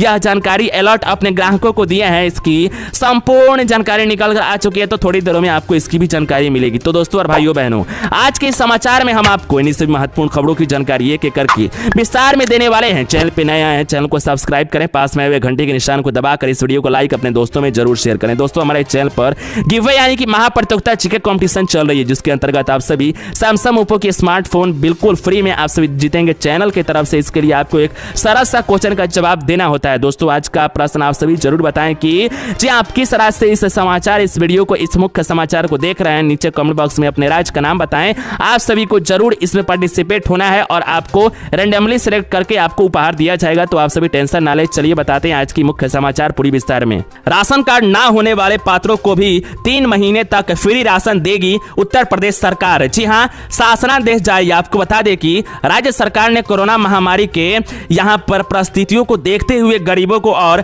जरूरतमंद लोगों को बड़ी राहत की खबर सुनाई है। आपको बता दें कि जिस प्रकार यहां पर पात्र व्यक्तियों के राशन कार्ड नहीं बने हैं, उन्हीं अभिभावक के चालक के कार्ड बनाकर तत्काल राशन दिया जाएगा। आप लोगों को बता दें कि अमर मुख्य सचिव ने यहां पर कहा है मंगलवार को कि इस संबंध में शासनादेश जारी करते हुए इसकी सूचना ऊपर यहां पर आप लोगों को बता दें सबसे पहले कि मुख्य सचिव खाद्य एवं रसद, जी हां, खाद्य एवं रसद और जिला अधिकारियों को भेज दिया गया है। और शासनादेश में कहा गया है कि जिन पात्र और व्यक्तियों के राशन कार्ड नहीं बने हुए हैं उन लोगों को और उसी के साथ अभियान चलाकर इसके राशन कार्ड बनाए जाएंगे और जिससे उन्हें भी मुफ्त राशन मिलेगा और लाभ भी मिलेगा। आप लोगों को बता दें कि अगर आपके पास राशन कार्ड नहीं है, आप उत्तर प्रदेश से हैं, तो आप लोग नीचे कमेंट बॉक्स में बताएं और आपको अब से यहां पर राशन मिलेगी, वो भी 3 महीना बिल्कुल फ्री में, कोई भी पैसा देने की आवश्यकता नहीं है, सबको मिलेगा राशन। जी आपको बता दें इस वक्त की ब्रेकिंग न्यूज ताजी खबर मुख्य समाचार निकल कर आ चुकी है। शासनादेश ने कहा कि राशन कार्ड धारकों को जून, जुलाई और अगस्त का राशन मुफ्त में दिया जाएगा। केंद्र सरकार द्वारा जारी किए गए दिशा निर्देश के अनुसार मुफ्त में राशन दिया जाएगा। मुफ्त में राशन देने के लिए वित्त विभाग एवं खाद्य और रसद विभाग के तरफ से आपको बता दें कि पुण्य में ही यहां पर अतिरिक्त बजट आवंटन किया गया है और वित्तीय वर्ष 2021-22 में यहां पर आप लोगों को बता दें कि बड़ी खबर ब्रेकिंग न्यूज सामने निकल कर आ चुकी है कि वितरण प्रणाली के अंतर्गत इस प्रक्रिया के संबंध में विस्तृत और दिशा निर्देश खाद्य एवं रसद विभाग द्वारा अलग से जारी किया जाएगा। इसको लेकर बड़ी खबर। तो भाइयों बहनों, अगर आप सभी के पास राशन कार्ड नहीं है, टेंशन लेने की आवश्यकता नहीं है, 3 महीने तक राशन बिल्कुल फ्री में यूपी सरकार आप लोगों को देगी। चलिए बढ़ते हैं अगली खबर विस्तार में जान लेने के लिए। अपनी बेटिया की उज्जवल भविष्य के लिए इस योजना में करें निवेश, उच्च शिक्षा और शादी में मिलेगी मदद। जी हां, आपको बता दें कि अगर आप अपनी बेटियों की उच्च शिक्षा देखना चाहते हैं, शादी अच्छे घर में करना चाहते हैं, उसकी मदद चाहिए, तो आपकी बेटी के उज्जवल भविष्य के लिए इस योजना में आपको करना होगा निवेश। जी हां, तो आपको बताएंगे। सबसे पहले बता दें कि भारतीय डाक के विभाग के वेबसाइट के अनुसार न्यूनतम 250 रुपए की राशि इस खाते में खुलवाया जा सकता है। आप लोगों को बता दें, जैन कोई भी यानी कि बकायल जैन कोई भी व्यक्ति इस स्कीम 1 साल तक न्यूनतम 250 रुपए से लेकर अधिकतम 1.5 लाख रुपए तक निवेश कर सकता है। उसी के साथ आपको बता दें कि एक्सपर्ट इस बात पर जोर डालते हैं कि हमें कोई उम्र से ही यानी नौकरी की शुरुआत के साथ ही बचत और निवेश की आदत डालनी शुरू कर देनी चाहिए। उसको लेकर खबर निकल कर आ रही है कि आप अपनी बेटियों की अगर उज्जवल भविष्य देखना चाहते हैं तो आप इस योजना में जरूर पार्टिसिपेट करें और अपनी बेटियों की उज्जवल भविष्य कराएं। तो दोस्तों और भाइयों बहनों, आज के समाचार में इतना ही। नए आए हैं तो चैनल को जरूर सब्सक्राइब करें, इस वीडियो को लाइक अपने दोस्तों में जरूर शेयर करें। मिलते हैं नई वीडियो में। जय हिंद, वंदे मातरम। इस वक्त की बड़ी खबर की सारी परीक्षाएं रद्द कर दी गई हैं। बड़ी खबर आपको बता दें कि 10वीं बोर्ड की परीक्षाएं हो चुकी हैं रद्द। कोरोना का खतरा लगातार मंडराता हुआ नजर आ रहा है और एहतियातन के तौर पर कई बड़े कदम उठाए जा रहे हैं। इस बीच एक बड़ा फैसला 12वीं बोर्ड की पर लिया गया है। 10वीं बोर्ड और 12वीं बोर्ड की परीक्षाओं को रद्द करने का कोरोना के मद्देनजर। मैं चाहूंगा ये बड़ी खबर है कि प्रधानमंत्री नरेंद्र मोदी ने एचआरडी मिनिस्टर निशंक के साथ बैठक की। कोरोना जो महामारी है इसमें किस तरह से परीक्षा होगी, क्योंकि चाहे शिक्षक हो या शिक्षार्थी हो, दोनों की जान का खतरा है। प्रधानमंत्री इसको समझे और ये रास्ता तय किया गया कि 10वीं और 12वीं की परीक्षा है उसको रद्द कर दिया जाए। निश्चित तौर पर एक कई बड़े फैसले लिए जा रहे हैं और स्टूडेंट्स के लिहाज से बहुत ज्यादा इंपॉर्टेंट भी हो जाए।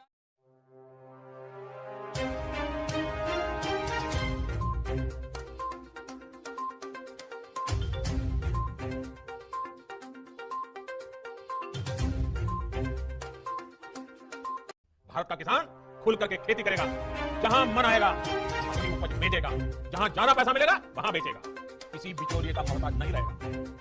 नमस्कार, जय हिंद, वंदे मातरम सभी किसान भाइयों का। जी हां सभी किसान भाइयों, आपको बता दें कि आप सभी किसान भाइयों के लिए एक बड़ी खुशखबरी निकल के आ चुकी है, क्योंकि हमारे देश के प्रधानमंत्री जी ने खुद लाइव आकर एक बड़ा ऐलान कर दिया है उन सभी किसान भाइयों के लिए। जी हां, उन सभी किसान भाई जो भी किसान भाई 8वीं किस्त का इंतजार कर रहे थे, उन सभी किसान भाइयों के लिए एक बड़ी खुशखबरी निकल के आ चुकी है, क्योंकि सभी किसान भाइयों के खाते में पीएम किसान सम्मान निधि 2,000 रुपए की राशि जाना शुरू हो चुका है। तो दोस्तों, अभी तक आप सभी किसान भाइयों के खाते में 2,000 रुपए की राशि नहीं आई है, तो आपको यह पैसा कैसे मिलेगा और अब कौन सा काम करना होगा, इसी के बारे में आज की इस वीडियो में हम आप सभी किसान भाइयों को बताने वाले हैं। वही साथ में उन सभी किसान भाइयों को बता दें कि जिनका नाम पीएम किसान सम्मान निधि में रजिस्टर हो चुका है, दोस्तों बता दें कि 4 लाख से अधिक किसानों का नाम लिस्ट से हटा दिया गया है। तो दोस्तों, अब का भी नाम कहीं इस लिस्ट में तो नहीं है, इसके बारे में आज के इस वीडियो में बताएंगे और साथ में बताएंगे कि अगर आपके खाते में 8वीं किस्त आ चुकी है तो आप कैसे चेक कर सकते हैं, इसकी भी संपूर्ण जानकारी देंगे। तो आप लोग इस वीडियो में बिना काटे भगाए अंत तक जरूर बने रहेगा। उन सभी किसान भाइयों को बता दें कि बजट 2021 में एक नई घोषणा निकल के आ चुकी है। जी हाँ दोस्तों, बता दें कि बजट में जी हाँ मोदी सरकार ने कहा डाला है कि उन सभी किसान भाइयों को खाद का भी पैसा दिया जाएगा। तो यह खाद का पैसा आप सभी किसान भाइयों को कब से मिलने वाला है, इसके लिए आपको कौन कौन से डॉक्यूमेंट जमा करना होगा,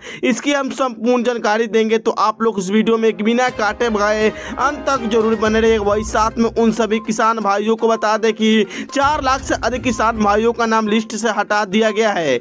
जी हाँ दोस्तों, बता दें कि मोदी सरकार ने एक बड़ी पहल चालू की है, जिसके अंतर्गत आपको बता दें कि साल में 3 बार आप सभी किसान भाइयों को 2-2 हजार रुपए की राशि आपके खाते में देती है, यानी 6,000 रुपए सालाना आप सभी किसान भाइयों को मिलता है। तो दोस्तों बता दें कि मोदी सरकार ने कहा डाला है कि जी हाँ दोस्तों, आप सभी किसान भाइयों के खाते में भेजे जाएंगे 8वीं किस्त 2,000 रुपए की राशि और साथ में खाद का भी पैसा दिया जाएगा उन सभी किसान भाइयों को लिए। तो दोस्तों आपको यह पैसा कब से मिलेगा, इसकी हम संपूर्ण जानकारी देने वाले हैं। तो आप सभी किसान भाइयों, आप हमें नीचे कमेंट करके बताएंगे कि अभी तक आप लोगों को 8वीं किस्त का पैसा मिला है कि नहीं मिला है, और साथ में जो मोदी सरकार ने 7वीं किस्त यानी 7 किस्त का पैसा उन सभी किसान भाइयों के खाते में भेज दिए। तो आप सभी किसान भाइयों को कौन सा किस्त का पैसा नहीं मिला है, आप हमें नीचे जरूर कमेंट कर दीजिएगा। वही बता दें कि मोदी सरकार की तरफ से एक बड़ी घोषणा निकल के आ चुकी है, तो इसके ही बारे में आज की इस वीडियो में हम आपको सभी किसान भाइयों को बताने वाले हैं। उससे पहले आप सभी किसान भाइयों,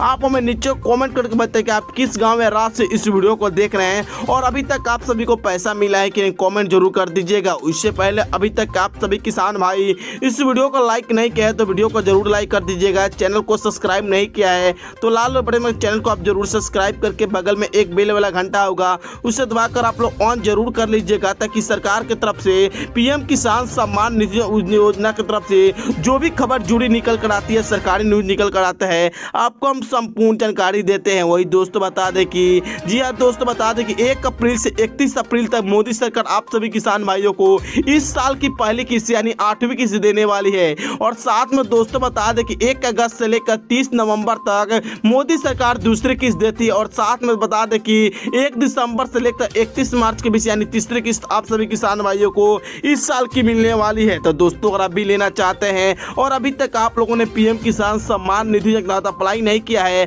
और आप अगर अपना लिस्ट में नाम चेक करना चाहते हैं कि आपका लिस्ट में नाम कटा है कि नहीं कटा है और अभी तक आप सभी को पैसा आया है कि नहीं, तो दोस्तों बता दें कि पीएम किसान सम्मान निधि योजना के आप वेबसाइट पर जाकर जी हाँ pmkisan.gov.in पर जाकर चेक कर सकते हैं कि आपके खाते में जी हाँ पैसे आए हैं कि नहीं आए हैं। तो दोस्तों वेबसाइट पर जाकर फार्मर जी हाँ कॉर्नर पर आप जाकर चेक कर सकते हैं। दोस्तों बता दें कि जी हाँ दोस्तों बता दें, अगर आपकी जमीन जी हाँ और आपका भी लिस्ट में नाम जुड़वाना चाहते हैं, मोदी सरकार की तरफ से पैसा लेना चाहते हैं, तो आप सभी किसान भाइयों बता दें कि मेरे यूट्यूब चैनल के माध्यम से 25,000 से अधिक लोग इस योजना का लाभ ले चुके हैं। तो दोस्तों अगर आप भी लेना चाहते हैं मोदी सरकार की तरफ से, तो दोस्तों अगर आपके मोबाइल में व्हाट्सएप या फेसबुक हुआ तो आप लोग इस वीडियो को शेयर कर दीजिएगा 10 लोग के पास। जैसे ही 10 लोग के पास शेयर करते मेरे कंप्यूटर सिम का जैसे आपका शुभ नाम अंकित हो जाएगा। जी हाँ नमस्कार दोस्तों, स्वागत है आपका दिन भर की बड़ी खबरों में। जी हाँ दोस्तों, बड़ी खबर है पंजाब से। पंजाब में गहराया सियासी संकट, कांग्रेस पार्टी के नेताओं के खिलाफ एक्शन से गिरे मुख्यमंत्री कैप्टन अमरिंदर सिंह। मुख्यमंत्री के खिलाफ हुई बगावत है। तो वहीं पर अगली बड़ी खबर में हम आपको बताएंगे कि कोरोना महामारी के बीच एक्शन में मोदी सरकार, ऑक्सीजन सिलेंडर की कालाबाजारी करने वालों के ऊपर एक्शन है। दिल्ली, उत्तर प्रदेश और हरियाणा समेत कई जगह ताबड़तोड़ गिरफ्तारियां। तो वहीं पर अगली बड़ी खबर में हम आपको बताएंगे कि टोल किट मामला भारतीय जनता पार्टी को पड़ा भारी। टोल किट केस में संबित पात्रा व भारतीय जनता पार्टी के उपाध्यक्ष रमन सिंह के खिलाफ छत्तीसगढ़ में दर्ज हुआ मुकदमा। एनएसयूआई ने की थी शिकायत। तो वहीं पर अगली बड़ी खबर में हम आपको बताएंगे कि कांग्रेस पार्टी के नेताओं ने टोल किट मामले में लताड़ा स्मृति ईरानी को। कांग्रेस पार्टी के नेता ने स्मृति ईरानी को बताया स्टूपिड आंटी। स्मृति ईरानी ने राहुल गांधी से कहा कि इन्हें कुछ सिखाओ ताकि कांग्रेस पार्टी प्रगति कर पाए। तो वहीं पर अगली बड़ी खबर में हम आपको बताएंगे बताएंगे कि बिहार सरकार की कोरोना प्रबंधन की खुली पहल है। कोरोना संकट नहीं मिली ऑक्सीजन, उत्तर दरभंगा के अस्पताल में तड़प तड़प कर महिला ने तोड़ा दम। वीडियो सोशल मीडिया के ऊपर हुआ वायरल। बिहार की भाजपा गठबंधन सरकार की खुली पहल है। तो वहीं पर अगली बड़ी खबर में हम आपको बताएंगे कि भारतीय जनता पार्टी के राज्यसभा सांसद व बिहार के पूर्व उप मुख्यमंत्री सुशील मोदी ने याद दिलाई लालू यादव की बेटी मीसा भारती को MBBS की डिग्री। तो भड़क गई लालू की बेटी, सुशील मोदी को बताया लूचा व नीच इंसान। जी हां दोस्तों, एक एक करके आपको सभी खबरें विस्तार से बताएंगे। उससे पहले दोस्तों, अगर आप भी चाहते हैं कि देश भर के अंदर EVM मशीन के ऊपर प्रतिबंध लगे और देश भर के अंदर पंचायत चुनाव से लेकर विधानसभा चुनाव और लोकसभा चुनाव बैलेट पेपर से हो, तो आप इस वीडियो को लाइक करें और कमेंट बॉक्स में EVM बैन लिखकर अपना बहुमूल्य समर्थन जरूर दें, ताकि देश भर के अंदर EVM के ऊपर पूर्णतः प्रतिबंध लगाया जा सके। आज की पहली बड़ी खबर है पंजाब से। जी हां दोस्तों, पंजाब में गहराया सियासी संकट। कांग्रेस पार्टी के नेताओं के खिलाफ एक्शन से गिरे मुख्यमंत्री कैप्टन अमरिंदर सिंह। मुख्यमंत्री अमरिंदर सिंह के खिलाफ पंजाब में हुई बगावत है। जी हां दोस्तों, आपको बता दें कि पंजाब में कांग्रेस पार्टी के बीच जारी कलह लगातार बढ़ती जा रही है। चंडीगढ़ में पंजाब के कैबिनेट मंत्री चरणजीत सिंह चन्नी के आवास पर 5 मंत्रियों व 7 विधायकों और एक राज्यसभा सांसद प्रताप सिंह बाजवा ने एक सीक्रेट मीटिंग की है। इस दौरान पूरी स्थिति को लेकर चर्चा की गई है कि पंजाब में मुख्यमंत्री कैप्टन अमरिंदर सिंह को कैसे हटाया जाए। इस मीटिंग को गुप्त रखने की कोशिश की गई, लेकिन मीडिया को जानकारी मिल गई कि पंजाब कांग्रेस पार्टी के नेताओं के नाराजगी के चलते एक गुप्त मीटिंग चल रही है और जिसके अंदर यह डिस्कस किया जा रहा है कि पंजाब के मुख्यमंत्री को कैसे हटाया जाए। आपको बता दें दोस्तों कि चरणजीत सिंह चन्नी वही मंत्री है जिसके ऊपर 2 साल पहले एक IAS अफसर ने मीटू के आरोप लगाए थे और किसी तरह से चन्नी अपनी कुर्सी बचा सके थे, परंतु हाल ही के अंदर पंजाब महिला आयोग ने इस पूरे मामले को फिर से खोलने की तैयारी कर ली है। 2 साल पुराने मामले को लेकर पंजाब के मुख्यमंत्री कैप्टन अमरिंदर सिंह और उनकी सरकार से जवाब तलब किया है। इसी वजह से माना जा रहा है कि कैबिनेट मंत्री चरणजीत सिंह चन्नी के घर पर यह मीटिंग हुई और इस दौरान इस मीटिंग के अंदर पंजाब कांग्रेस पार्टी के कई विधायक और एक राज्यसभा सांसद शामिल हुए थे। आपको बता दें दोस्तों कि पंजाब कांग्रेस पार्टी 4 भागों के अंदर विभाजित हो गई है। एक भाग पंजाब के मुख्यमंत्री कैप्टन अमरिंदर सिंह का है, दूसरा धड़ा कॉमेडियन नवजोत सिंह सिद्धू का है, तीसरा धड़ा राज्यसभा सांसद प्रताप सिंह बाजवा का है और चौथा धड़ा पंजाब सरकार के कैबिनेट मंत्री चरणजीत सिंह चन्नी का है। और ये चारों धड़े अलग अलग दिशाओं के अंदर चल रहे हैं। अब देखना होगा कि क्या केंद्रीय नेतृत्व पंजाब के अंदर कांग्रेस पार्टी की सरकार को बचा पाएगा। आज की अगली बड़ी खबर है टूल किट मामले को लेकर। जी हां दोस्तों, टूल किट मामला भारतीय जनता पार्टी को पड़ा भारी। टूल किट केस में भाजपा के प्रवक्ता संबित पात्रा व भाजपा के राष्ट्रीय उपाध्यक्ष रमन सिंह के खिलाफ दर्ज हुआ मुकदमा। NSUI ने छत्तीसगढ़ में की थी शिकायत। जी हां दोस्तों, आपको बता दें कि टूल किट मामले में भारतीय जनता पार्टी के आरोपों पर पलटवार करते हुए कांग्रेस पार्टी ने छत्तीसगढ़ के पूर्व मुख्यमंत्री रमन सिंह और भाजपा के राष्ट्रीय प्रवक्ता संबित पात्रा के खिलाफ FIR दर्ज कराई है। यह FIR रायपुर के सिविल पुलिस थाने के अंदर छत्तीसगढ़ में NSUI के प्रदेश अध्यक्ष आकाश शर्मा ने कराई है। दरअसल कोरोना संकट के बीच राजनीतिक दलों में जुबानी जंग छिड़ी हुई है। भाजपा की ओर से प्रवक्ता संबित पात्रा ने कांग्रेस पार्टी के ऊपर आरोप लगाया है कि उनकी एक टूल किट के जरिए इस संकट के वक्त में प्रधानमंत्री नरेंद्र मोदी को बदनाम करने की साजिश चल रही है। कांग्रेस पार्टी ने इन आरोपों को झूठा करार दिया और संबित पात्रा के ऊपर FIR दर्ज करा दी है। छत्तीसगढ़ NSUI की तरफ से पूर्व मुख्यमंत्री रमन सिंह और बीजेपी प्रवक्ता संबित पात्रा के खिलाफ FIR दर्ज कराई गई है। आपको बता दें कि टूल किट मामले में NSUI के प्रदेश अध्यक्ष आकाश शर्मा ने छत्तीसगढ़ की राजधानी रायपुर के सिविल थाने के अंदर शिकायत दर्ज कराई है, जिसके बाद पुलिस ने शिकायत के आधार पर अब FIR दर्ज कर लिए और छत्तीसगढ़ पुलिस जल्दी ही दिल्ली के लिए रवाना होगी, जहां से संबित पात्रा को गिरफ्तार करके छत्तीसगढ़ लाया जाएगा। आपको बता दें दोस्तों कि FIR के अंदर IT रिसर्च सेल के लेटर लेटर हेड को जाली बताने और उसके ऊपर झूठी और मनगढ़ंत सामग्री इंटरनेट मीडिया के ऊपर साझा करने का आरोप लगाया है। साथ ही भाजपा के ऊपर आरोप लगा है कि भाजपा इस महामारी के दौरान दूसरे राजनीतिक दलों को बदनाम कर रही है और अपने कर्तव्यों का पालन न करते हुए मोदी सरकार लगातार झूठे तथ्यों के आधार पर अपनी नाकामियों को छिपाने की कोशिश कर रही है। आज की अगली बड़ी खबर है मोदी सरकार को लेकर। जी हां दोस्तों, कोरोना महामारी के बीच एक्शन में मोदी सरकार। ऑक्सीजन सिलेंडर की कालाबाजारी करने वालों के ऊपर एक्शन। दिल्ली, यूपी और हरियाणा में ताबड़तोड़ गिरफ्तारियां। जी हां दोस्तों, आपको बता दें कि कोरोना संकट के बीच कुछ लोग ऑक्सीजन सिलेंडर व दवाओं की कालाबाजारी करने से बाज नहीं आ रहे हैं। ऐसे में कल यानी बुधवार को पुलिस ने दिल्ली, हरियाणा और यूपी से इनकी कालाबाजारी में लिप्त कई लोगों को धर दबोचा। दिल्ली क्राइम ब्रांच ने जहां ऑक्सीजन सिलेंडर के नाम पर धोखाधड़ी करने वाले 4 लोगों को गिरफ्तार किया, तो वहीं पर हरियाणा पुलिस ने ऑक्सीजन व दवाओं की कालाबाजारी में शामिल 76 लोगों को गिरफ्तार किया है। यूपी में एसटीएफ ने 2 भाइयों को पकड़ा है। आपको बता दें दोस्तों कि दिल्ली क्राइम ब्रांच ने ऑक्सीजन सिलेंडर उपलब्ध कराने के नाम पर लोगों से ठगी करने वाले गिरोह का बुधवार को भंडाफोड़ किया।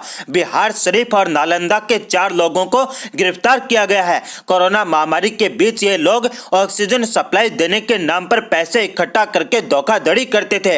इनके पास से बैंक अकाउंट, एटीएम कार्ड और नकदी बरामद की गई है। अकाउंट से करीब 1 करोड़ का लेन देन हुआ है। हालांकि अब पुलिस ने उसे सीज कर दिया है और इन लोगों की सभी संपत्ति को जब्त किया जाएगा। ऑक्सीजन सिलेंडर के नाम पर ठगी करने वाले लोग छोटे चौधरी गैंग गिरोह के लोग हैं। आपको बता दें दोस्तों कि बिहार के नालंदा से इस गैंग के 4 सदस्य गिरफ्तार किए गए हैं। दिल्ली के कई व्यक्तियों सहित पूरे भारत के अंदर कई लोगों को इन्होंने ऑक्सीजन सिलेंडर उपलब्ध कराने के बहाने ठगी की है। इनके पास से 21 मोबाइल फोन, 22 सिम कार्ड जब्त किए गए। Laptop, Aadhaar card, voter ID card, bank account का भी पता चला है और पुलिस ने इनके बैंक अकाउंट को सीज कर लिया है और इनके ऊपर हत्या का मुकदमा दर्ज किया गया। आपको बता दें दोस्तों कि साथ ही पुलिस ने तैयारी कर ली है कि इनके ऊपर राष्ट्रद्रोह और एनएसए का भी मुकदमा दर्ज किया जाएगा। आज की अगली बड़ी खबर है बिहार से। जी दोस्तों, भाजपा के पूर्व उप मुख्यमंत्री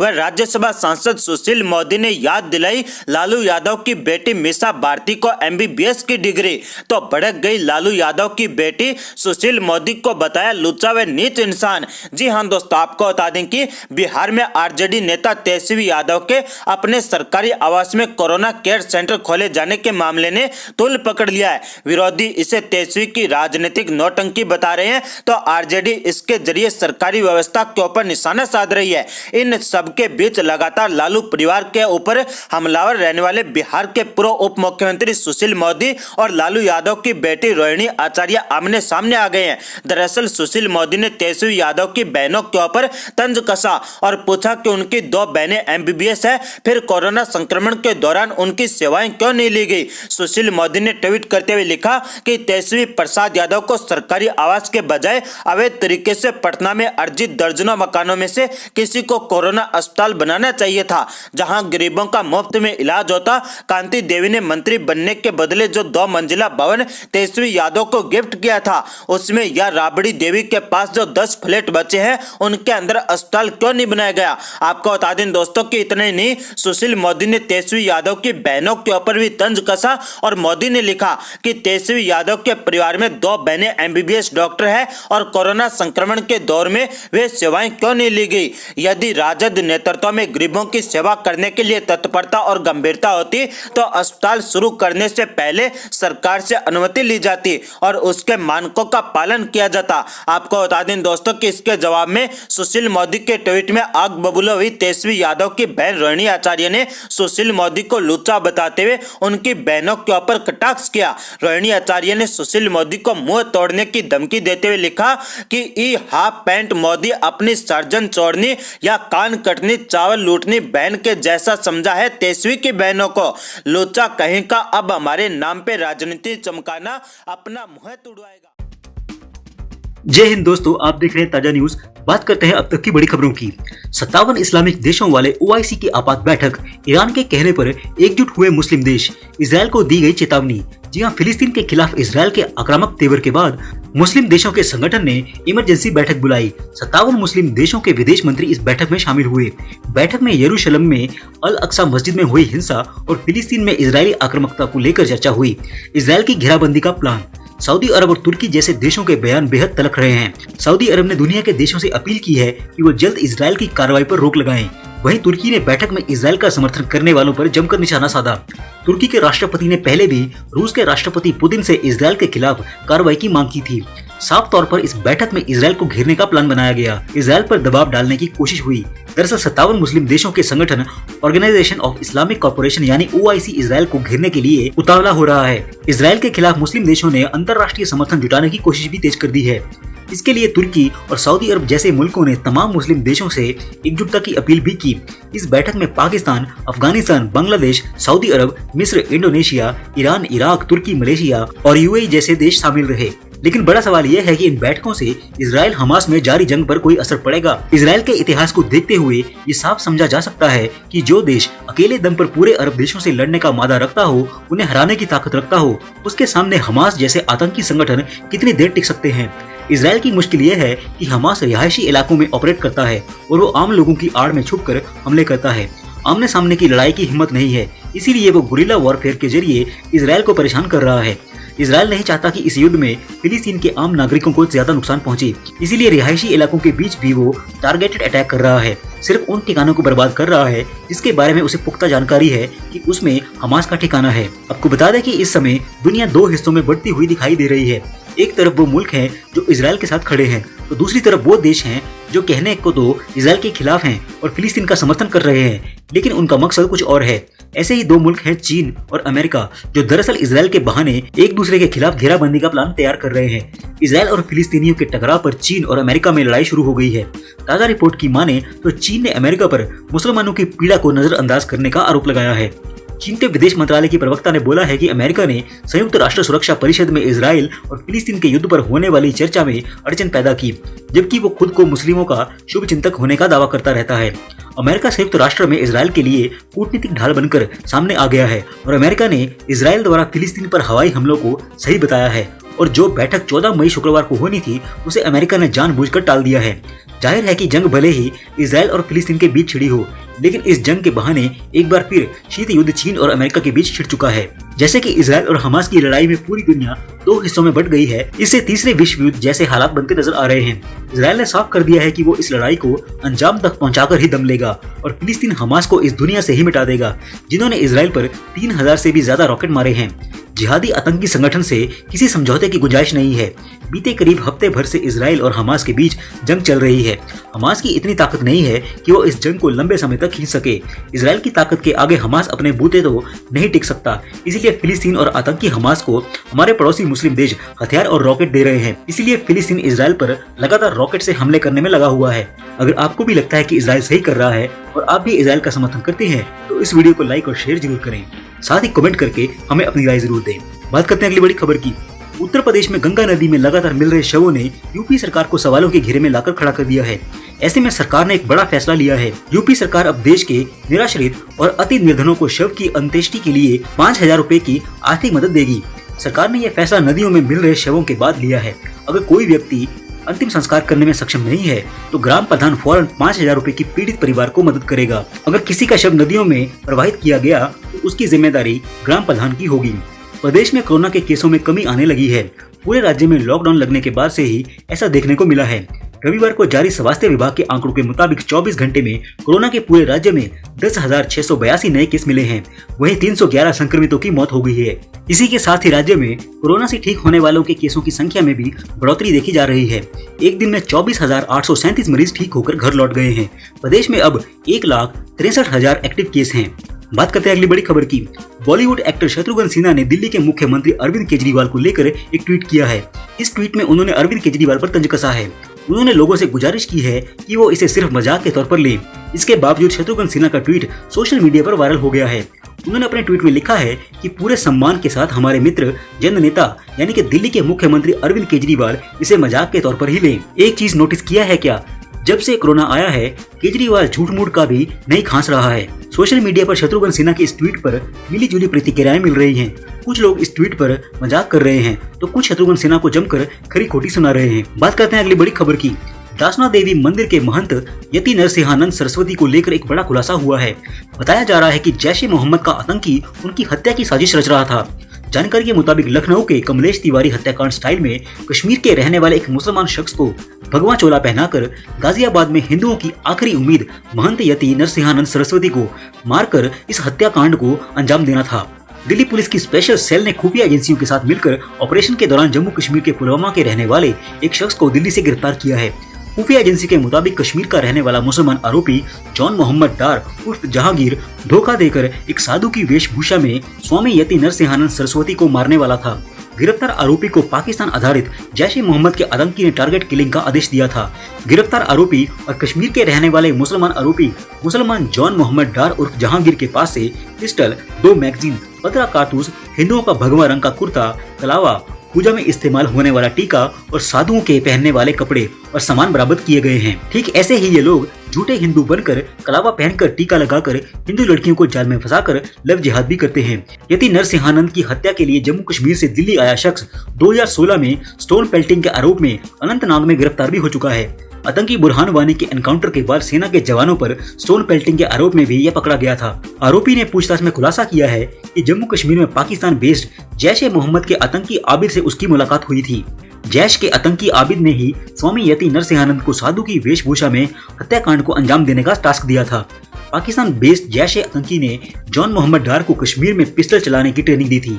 उसके बाद दिल्ली भेजा था, जहां उमर नाम के शख्स ने आरोपी को हथियार मुहैया करवाया था ताकि वे महंत यति नरसिंहानंद सरस्वती की हत्या कर सके। इससे सभी हिंदुओं को ये सबक लेना चाहिए कि हिंदुओं के दुश्मन उनकी वेशभूषा में भगवा पहनकर भी आपके ऊपर जानलेवा हमला कर सकते हैं। इसीलिए हर समय सतर्क रहिए। बात करते हैं अगली बड़ी खबर की। कांग्रेस नेता अधीर रंजन चौधरी ने एक बार फिर से कोरोना पर चिट्ठी लिखी है। इस बार अधीर रंजन ने प्रधानमंत्री मोदी को चिट्ठी लिखी है और गरीबों की आर्थिक सहायता की मांग की है।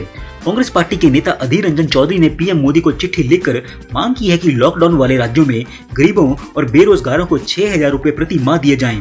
इसके साथ ही अधीर रंजन ने जरूरतमंदों के लिए मुफ्त खाने की व्यवस्था करने की भी मांग की है। कांग्रेस के अधीर रंजन चौधरी ने चिट्ठी में लिखा है कि कोरोना महामारी के कारण जिन राज्यों में लॉकडाउन लागू किया गया है वहाँ गरीब मजदूर के सामने रोजगार का संकट खड़ा हो गया है। इस कारण ऐसे लोगों के लिए अपना घर चलाना मुश्किल हो गया है। इसीलिए गरीब लोगों को मुफ्त राशन उपलब्ध करवाना चाहिए और बेरोजगारों को हर महीने 6,000 रुपए की आर्थिक मदद करनी चाहिए। बात करते हैं अगली बड़ी खबर की। सलमान खान ने फैंस को दी धमकी और बोला कि पायरेसी के जरिए ना देखें मेरी फिल्म राधे, साइबर सेल उन्हें डालेगी जेल में। जी हां, बॉलीवुड के मुसलमान एक्टर सलमान खान की film Radhe your most wanted भाई ईद के मौके पर रिलीज हो चुकी है। इंडिया में इस फिल्म को कुछ थिएटर्स को छोड़कर बाकी ऑनलाइन प्लेटफॉर्म पर 249 रुपए की कीमत देकर देखा जा सकता है। लेकिन बाकी दूसरी फिल्मों की तरह सलमान खान की ये फिल्म भी रिलीज होते ही पायरेसी का शिकार हो चुकी है। लोग इसका HD वर्जन डाउनलोड करके फिल्म को देख रहे हैं। ऐसे में अब सलमान खान ने सोशल मीडिया के जरिए फैंस से अपील की है कि वो पायरेटेड कॉपी ना देखें, इससे उनके खिलाफ एक्शन लिया जा सकता है। सलमान खान ने ट्विटर पर ट्वीट करते लोगों को धमकाया है कि हमने आपको अपनी फिल्म एक किफायती दाम 250 रुपए में पर व्यू के हिसाब से देखने के लिए मौजूद करवाई है। इससे उलट पायरेटेड साइट से राधे को देखना एक गंभीर अपराध है। साइबर सेल इन सभी पायरेटेड साइट्स के खिलाफ एक्शन लेगा। कृपया आप लोग पायरेसी का भाग ना बने, वरना साइबर सेल राधे फिल्म को वेबसाइट पर देखने के लिए आपके खिलाफ भी एक्शन ले सकता है। आपको बता दें कि सलमान खान की फिल्म राधे को मिक्स रिव्यू मिला है, जबकि IMDb पर फिल्म राधे को 10 में से महज 2 स्टार की रेटिंग मिली है। ऊपर से उनकी फिल्म के नाम में भी जानबूझकर हिंदू नाम राधे भी रखा हुआ है, जिससे सभी हिंदू इस फिल्म का ट्विटर पर बहिष्कार कर रहे हैं। ब्यूरो रिपोर्ट, ताजा न्यूज। जय हिंद, जय भारत।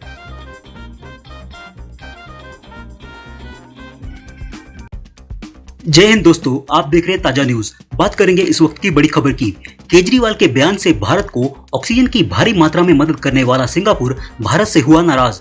जी हां, विदेश मंत्रालय ने दिल्ली के मुख्यमंत्री अरविंद केजरीवाल के सिंगापुर वेरिएंट के नाम पर डर फैलाने को लेकर जवाब देते हुए कहा है कि दिल्ली के मुख्यमंत्री भारत के लिए नहीं बोलते।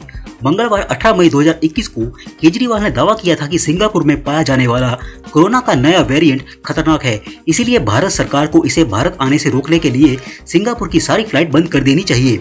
इसके बाद विदेश मंत्रालय के आधिकारिक प्रवक्ता ने बताया कि सिंगापुर सरकार ने भारतीय उच्चायोग को केजरीवाल सरकार के बयान पर कड़ी आपत्ति जताने के लिए कॉल किया था।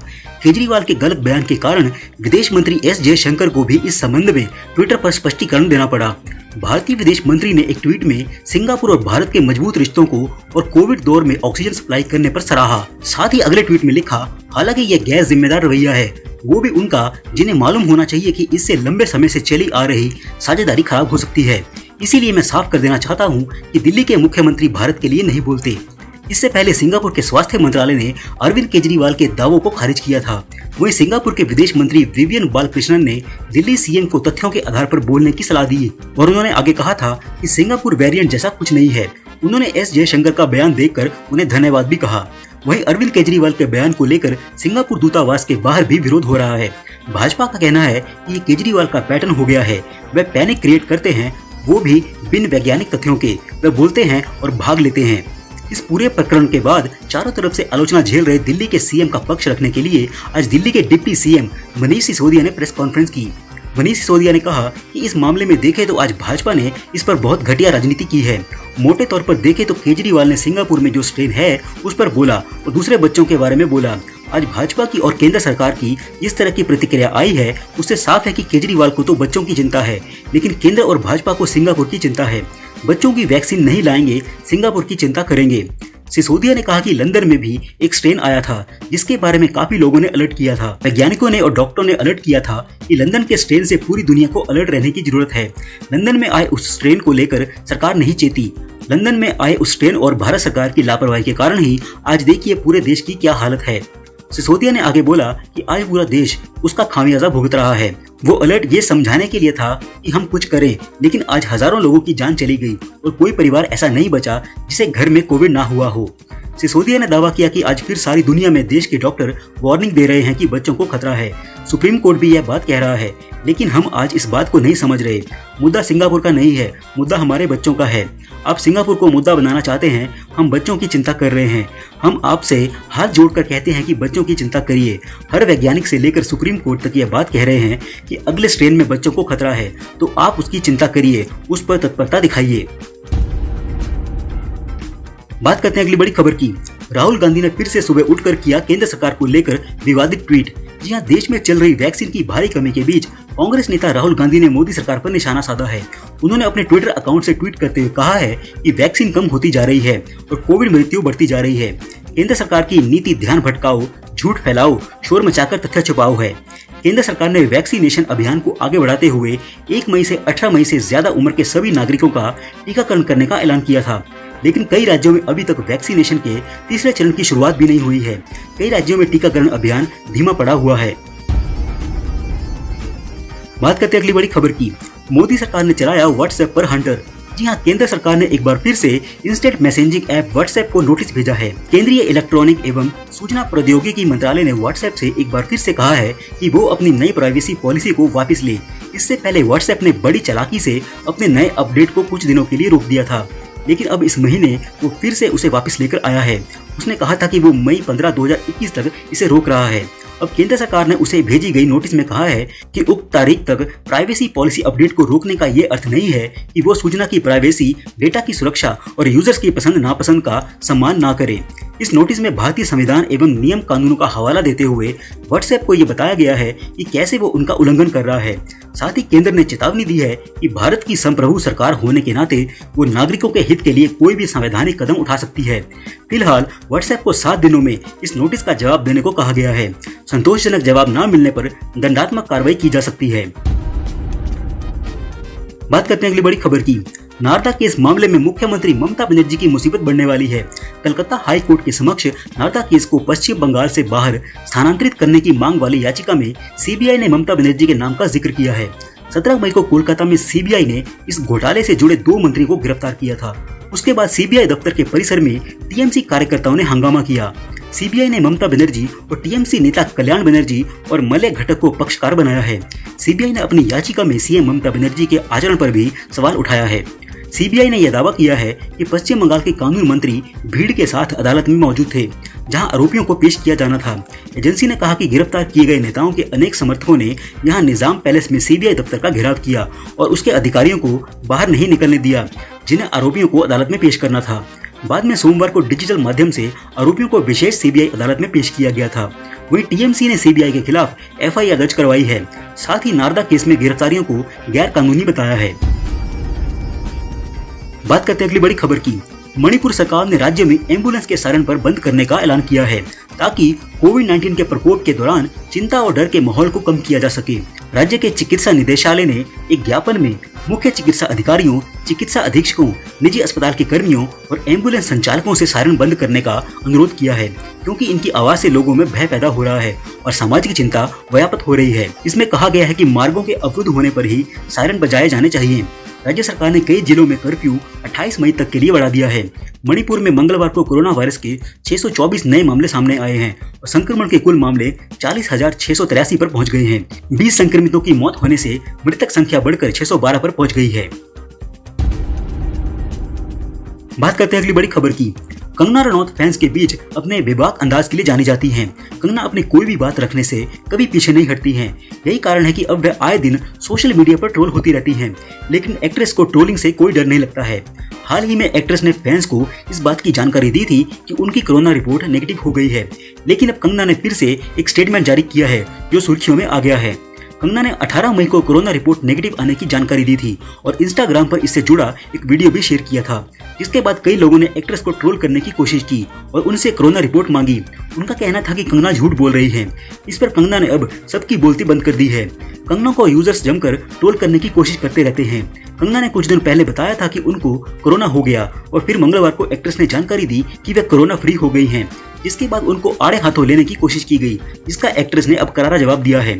सभी को जवाब देते हुए अब कंगना ने अपनी रिपोर्ट का फोटो क्लिक करके इंस्टाग्राम स्टोरी पर शेयर किया है। कंगना ने अपनी स्टोरी पर रिपोर्ट शेयर की है और इसके ऊपर लिखा है कि सभी राक्षस जो मेरी रिपोर्ट मांग रहे थे, क्योंकि वे जैसे हैं उन्हें दुनिया वैसी ही दिखती है, उनके लिए ये रही रिपोर्ट। एक राम भक्त कभी झूठ नहीं बोलता। जय श्री राम। कंगना का ये पोस्ट सोशल मीडिया पर तेजी से वायरल हो रहा है। कंगना ने यह बता दिया है कि वह किसी से भी नहीं डरती हैं। बात करते हैं अगली बड़ी खबर की। राजस्थान में ब्लैक फंगस को महामारी घोषित कर दिया गया है।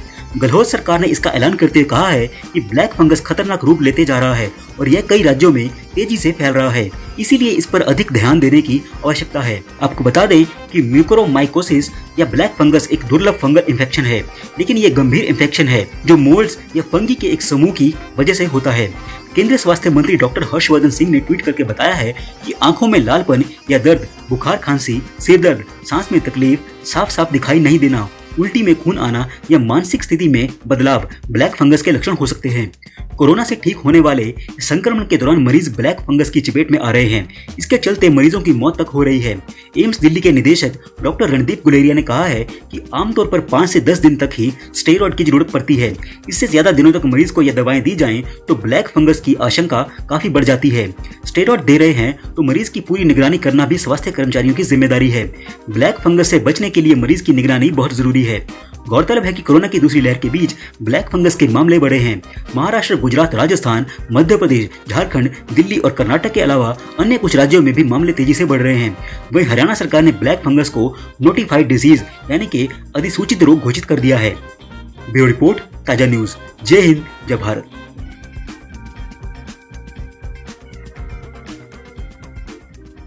इस वीडियो में हम आपको बताएंगे इस समय की बेहद बड़ी ब्रेकिंग न्यूज के बारे में, जिन्हें जानना आपके लिए बेहद जरूरी है। इसलिए इस वीडियो को अंत तक जरूर देखें, इस वीडियो को लाइक और शेयर जरूर करें। चलिए बात करते हैं अगली बड़ी खबर की, जो केजरीवाल को लेकर सामने आई है। जी आपको बता दें कि कोरोना के सिंगापुर वेरिएंट पर पूरे भारत में और दुनिया में डर फैलाकर घिरे केजरीवाल चारों तरफ से हुई आलोचना केजरीवाल की। जी आपको बता दें कि भारत के विदेश मंत्रालय ने ही यानी कि एस जयशंकर ने भी लताड़ा है केजरीवाल को। सिंगापुर ने भी जता दी आपत्ति और ये बोला कि ये आप नहीं कर सकते हमारे साथ, और पुरानी मित्रता को लेकर भी डैमेज हो सकता है। जी आपको बता दें कि देश में कोरोना महामारी की दूसरी लहर का कहर तो जारी है, लेकिन तीसरी कहर को लेकर सतर्कता भी बढ़ाई गई है। इसी के बीच बीते दिनों दिल्ली के मुख्यमंत्री अरविंद केजरीवाल ने कोरोना के सिंगापुर स्ट्रेन को लेकर चेताया था और ये बोला कि भारत सरकार से एक्शन की अपील की थी। पहले भारत सरकार ने अरविंद केजरीवाल के आरोपों का जवाब दिया, लेकिन अब भारत के लिए शर्मनाक बात तो ये है कि सिंगापुर की सरकार ने भी इस पर कड़ी आपत्ति जताते हुए जवाब दे दिया है। यानी कि केजरीवाल ने भारत सरकार की इमेज सिंगापुर के सामने छोटी कर दी है। साथ ही भारतीय उच्चायुक्त को तलब करके अपनी नाराजगी जताई है। आपको बता दें कि दिल्ली के मुख्यमंत्री अरविंद केजरीवाल ने ट्वीट में आशंका जताई कि वायरस का ये नया स्वरूप तीसरी लहर के रूप में भारत में दस्तक दे सकता है। उन्होंने हिंदी में ट्वीट किया, सिंगापुर में आया कोरोना वायरस का खतरनाक नया वेरिएंट बच्चों के लिए बेहद खतरनाक बताया जा रहा है। भारत में ये तीसरी लहर के रूप में आ सकता है। वहीं केंद्र की मोदी सरकार से मेरी अपील है कि सिंगापुर के साथ सभी हवाई सेवाएं तत्काल प्रभाव से अभी के अभी मोदी सरकार रद्द करे और बच्चों के लिए भी टीके के विकल्पों पर प्राथमिकता के आधार पर काम करे। वहीं सिंगापुर के बाद अब केंद्र की मोदी सरकार ने भी केजरीवाल को करारा जवाब दिया है। जी आपको बता दें कि विमानन मंत्री हरदीप सिंह पुरी ने यह बोला कि सिंगापुर की स्थिति पर केंद्र की मोदी सरकार की नजर है और सभी एहतियात बढ़ती जा रही है। इतना ही नहीं, बीजेपी ने केजरीवाल को तो यहाँ तक बोल दिया कि भारत की सभी इंटरनेशनल फ्लाइट्स मार्च 2020 से ही बंद है, 20 से, और सिंगापुर के साथ हमारा एयर बबल भी नहीं है। उन्होंने ये बोला कि वंदे भारत मिशन के तहत दोनों देशों के बीच कुछ उड़ानें तो जारी हैं ताकि वहां फंसे भारतीयों को वापस यहां पर अपने देश में लाया जा सके, लेकिन हम पहले से ही, तुम्हारे बोलने से पहले से ही सिंगापुर के साथ कोई भी उड़ानें नहीं चला रही हैं। भारत में मौजूद सिंगापुर के दूतावास ने मुख्यमंत्री केजरीवाल के इस ट्वीट का जवाब दिया है। इसमें यह बोला गया है कि सिंगापुर में कोरोना के नए स्ट्रेन पाए जाने की बात में कोई सच्चाई नहीं है। केजरीवाल ये गलत बोल रही हैं कि सिंगापुर का वेरिएंट है। टेस्टिंग के आधार पर यह पता चला है, सिंगापुर ने बोला कि सिंगापुर में कोरोना का B16172 का वेरिएंट मिला है जो भारत में ही पैदा हुआ है। इसमें बच्चों से जुड़े कुछ मामले भी शामिल हैं। वहीं सिंगापुर के स्वास्थ्य मंत्रालय यानी कि हेल्थ मिनिस्ट्री ने यह बयान जारी करके दिल्ली के मुख्यमंत्री अरविंद केजरीवाल के दावे का खंडन किया और भारत के लिए एक शर्मनाक बात कही है। आपको बता दें कि दिल्ली के मुख्यमंत्री अरविंद केजरीवाल के बयान पर अब तो बवाल ही हो चुका है। जी आपको बता दें कि केजरीवाल के बयान से भड़की सिंगापुर की सरकार ने भारतीय उच्चायुक्त को तलब कर दिया है। जी हाँ, यानी कि भारत के सिंगापुर के साथ संबंधों पर असर भी पड़ सकता है। जी आपको बता दें कि केजरीवाल के बयान से भड़की सिंगापुर सरकार ने अब एक बयान भी जारी किया है और ये बोला, जी आपको बता दें कि सिंगापुर के विदेश मंत्री ने भी इस मसले पर दिल्ली के मुख्यमंत्री अरविंद केजरीवाल को जवाब दिया है। उन्होंने ये बोला कि राजनेताओं को तथ्यों पर बात करनी चाहिए। उन्होंने ये बोला कि कोरोना का कोई सिंगापुर वेरिएंट नहीं है, केजरीवाल झूठ बोल रहे हैं। दूसरी ओर भारत की केंद्र सरकार यानी कि मोदी सरकार ने भी इस मामले पर अब जवाब दिया है। दिल्ली के मुख्यमंत्री के पास कोरोना वायरस के वेरिएंट या फिर विमानन पॉलिसी पर बोलने का अधिकार नहीं है सिंगापुर को। जी आपको बता दें कि भारत के विदेश मंत्री एस जयशंकर ने ट्वीट करके ये बोला कि सिंगापुर और भारत दोनों कोरोना वायरस के खिलाफ लड़ाई लड़ रहे हैं पूरी दुनिया में। इस लड़ाई में सिंगापुर द्वारा भारत की जो मदद की गई है उसके लिए उनका यानी कि सिंगापुर का धन्यवाद। भारत ये साफ कर देना चाहता है कि दिल्ली के मुख्यमंत्री केजरीवाल का सिंगापुर पर यह बयान कोरोना को लेकर और कोरोना वेरिएंट पर लेकर भारत का बयान बिल्कुल भी नहीं है। केजरीवाल भारत के प्रधानमंत्री नहीं हैं। वहीं दूसरी ओर केजरीवाल को इंटरनेशनल मामले में अब घिरता हुआ देखकर मनीष सिसोदिया ने भी आज ये बोल दिया है कि कल केजरीवाल ने यह बोला था कि सिंगापुर में बच्चों के ऊपर खतरा मंडरा रहा है, इसीलिए हमें यानी कि भारत को भी सतर्क रहने की जरूरत है। कई न्यूज चैनल में ये बात सामने आई थी कि साथ ही सिंगापुर के शिक्षा मंत्री ने भी यह बयान दिया था कि बच्चों पर खतरा बढ़ रहा है। मनीष सिसोदिया ने केजरीवाल के बचाव में आगे ये बोला कि हम अब इस मामले में देखें तो आज भाजपा ने इस पर बहुत ही घटिया राजनीति की है। मोटे तौर पर देखें तो केजरीवाल ने सिंगापुर में जो स्ट्रेन है उस पर बोला है और दूसरा बच्चों के बारे में बोला है। और केंद्र की मोदी सरकार की जिस तरह से प्रतिक्रिया सामने आई है सिंगापुर को लेकर, उससे यह साफ है कि केजरीवाल जी को तो भारत के बच्चों की चिंता है, लेकिन केंद्र की मोदी सरकार यानी कि भाजपा को सिंगापुर की चिंता है, भारत के बच्चों की नहीं। बच्चों की वैक्सीन नहीं लाएंगे और सिंगापुर की ये लोग चिंता करेंगे। मनीष सिसोदिया ने केजरीवाल का बचाव करते हुए आगे ये बोला कि लंदन में भी एक स्ट्रेन पाया गया था कोरोना वायरस का, जिसके बारे में काफी लोगों ने अलर्ट किया था। वैज्ञानिकों ने और डॉक्टरों ने लोगों को अलर्ट किया था कि लंदन के स्ट्रेन से पूरी दुनिया को अलर्ट रहने की जरूरत है। लंदन में आए उस ट्रेन को लेकर सरकार नहीं चेती, सरकार ने कोई प्लानिंग नहीं की। लंदन से आए उस खतरनाक कोरोना वायरस के स्ट्रेन और भारत सरकार की लापरवाही के कारण आज देखिए पूरे भारत की क्या हालत हो चुकी है। मनीष सिसोदिया ने आज यह दावा किया है कि आज फिर सारी दुनिया में देश के डॉक्टर वार्निंग दे रहे हैं कि बच्चों को खतरा है तीसरी लहर से। सुप्रीम कोर्ट भी ये बात बोल चुका है, लेकिन आज हम इस बात को नहीं समझ रहे। मुद्दा सिंगापुर का नहीं है कि सिंगापुर नाराज है या फिर क्या हुआ, मुद्दा है हमारे देश के बच्चों का। आप सिंगापुर को मुद्दा मत बनाइए बीजेपी वालों। हम भारत के बच्चों की चिंता कर रही हैं। इसके बाद मनीष सिसोदिया ने आगे ये बोला कि आज आप यानी कि बीजेपी वाले किसी भी अभिभावक से यानी कि माता पिता से बात कर लीजिए, उनसे पूछिए कि उसे अपने बच्चों की चिंता है या फिर सिंगापुर में अपने इमेज की भारत की चिंता है, तो वह माता पिता बच्चों की बात करेंगे। लेकिन भारतीय जनता पार्टी को सिंगापुर की चिंता है, सिंगापुर की कि सिंगापुर को कैसा लगता है। सिसोदिया ने आगे ये बोला कि आप सिंगापुर में अपनी इमेज की चिंता करती रही है मोदी सरकार, लेकिन हमारी आम आदमी पार्टी और केजरीवाल की सरकार भारत के बच्चों की चिंता करेगी, जो कि कोरोना वायरस का सबसे बड़ा मुद्दा है कि कैसे अब तीसरी लहर भारत में बच्चों को अटैक करने वाली है। केजरीवाल के इस बयान पर हमें अपनी राय जरूर दे कि क्या केजरीवाल सही बोल रहे थे या फिर गलत। इस न्यूज बुलेटिन में फिलहाल इतना ही। इस वीडियो को लाइक और शेयर जरूर करें। Bureau report MGK news. इस समय की सबसे बड़ी ब्रेकिंग न्यूज। जी अब 9 रुपए में मिलेगा, मात्र 9 रुपए में 809 रुपए वाला घर का रसोई गैस का सिलेंडर। जी आपको बता दें कि सिर्फ 31 मई तक है ये धुआंधार ऑफर। जी आपको बता दें कि भारत में पेट्रोल और डीजल इस महीने लगातार तीसरे दिन महंगा हो चुका है। जी आपको बता दें कि रसोई गैस भी अब 810 रुपए प्रति सिलेंडर हो चुकी है, जो कि काफी ज्यादा है नरेंद्र मोदी जी के शासन में। आपको बता दें कि आप पेट्रोल डीजल की कीमतों पर छूट तो नहीं पा सकते हैं क्योंकि ये तेल कंपनियों के हवाले है, लेकिन आप LPG यानी कि घर के रसोई गैस सिलेंडर पर भारी छूट, भारी भरकम छूट पा सकते हैं, वो भी पूरे 800 रुपए से ज्यादा। चलिए आपको बताते हैं कि कैसे। जी आपको बता दें कि पेटीएम ने इसी महीने LPG की बुकिंग और पेमेंट पर अपने ग्राहकों के लिए बम्पर और धुआंधार ऑफर की पेशकश की है। इस ऑफर के तहत भारत के सभी ग्राहकों को 809 रुपए वाला भारत का गैस सिलेंडर मात्र 9 रुपए में मिलेगा। जी आपको बता दें कि पेटीएम के इस धुआंधार कैशबैक ऑफर के तहत अगर कोई भी ग्राहक पहली बार इस एप्लीकेशन पेटीएम के जरिए गैस सिलेंडर बुक करेगा तो उसे 800 रुपए तक का पूरा कैशबैक मिल जाएगा, जो कि काफी ज्यादा है 800 रुपए। अगर आप भी पेटीएम के इस धुआंधार और धमाकेदार ऑफर का फायदा उठाना चाहते हैं तो आपके पास 31 मई 2021 तक का मौका है। आपको बता दें कि पेटीएम का ये ऑफर सिर्फ उन लोगों के लिए है जो पहली बार LPG सिलेंडर की बुकिंग और पेमेंट पेटीएम से करेंगे। जब आप LPG सिलेंडर की पेटीएम से बुकिंग करेंगे और पेमेंट करेंगे तो ऑफर के तहत आपको एक स्क्रैच कार्ड पेटीएम देगा, जिसकी कैशबैक वैल्यू 800 रुपए होगी, 800 रुपए। आपको बता दें कि पेटीएम का ये धमाकेदार ऑफर अपने आप ही पहले LPG सिलेंडर की बुकिंग पर अप्लाई हो जाएगा। 800 रुपए से ज्यादा फ्री में आपको सिलेंडर मिलेगा। ये ऑफर मिनिमम 500 रुपए की पेमेंट पर ही अप्लाई होगा। चलिए बात करते हैं अगली बड़ी खबर की। जी भारत के राजस्थान में ब्लैक फंगस को महामारी घोषित कर दिया गया। जहां आपको बता दें कि राजस्थान की गहलोत सरकार ने इसका ऐलान करते हुए बोला कि ब्लैक फंगस खतरनाक रूप लेता जा रहा है पूरे राजस्थान में और ये भारत के कई राज्यों में भयंकर तेजी से फैलने लगा है। इसीलिए इस पर अधिक ध्यान देने की आवश्यकता है कोरोना वायरस के बाद। लेकिन ये ब्लैक फंगस गंभीर इन्फेक्शन है जो मोल्ड या फिर फंगी के एक समूह की वायरस के समूह की वजह से होता है।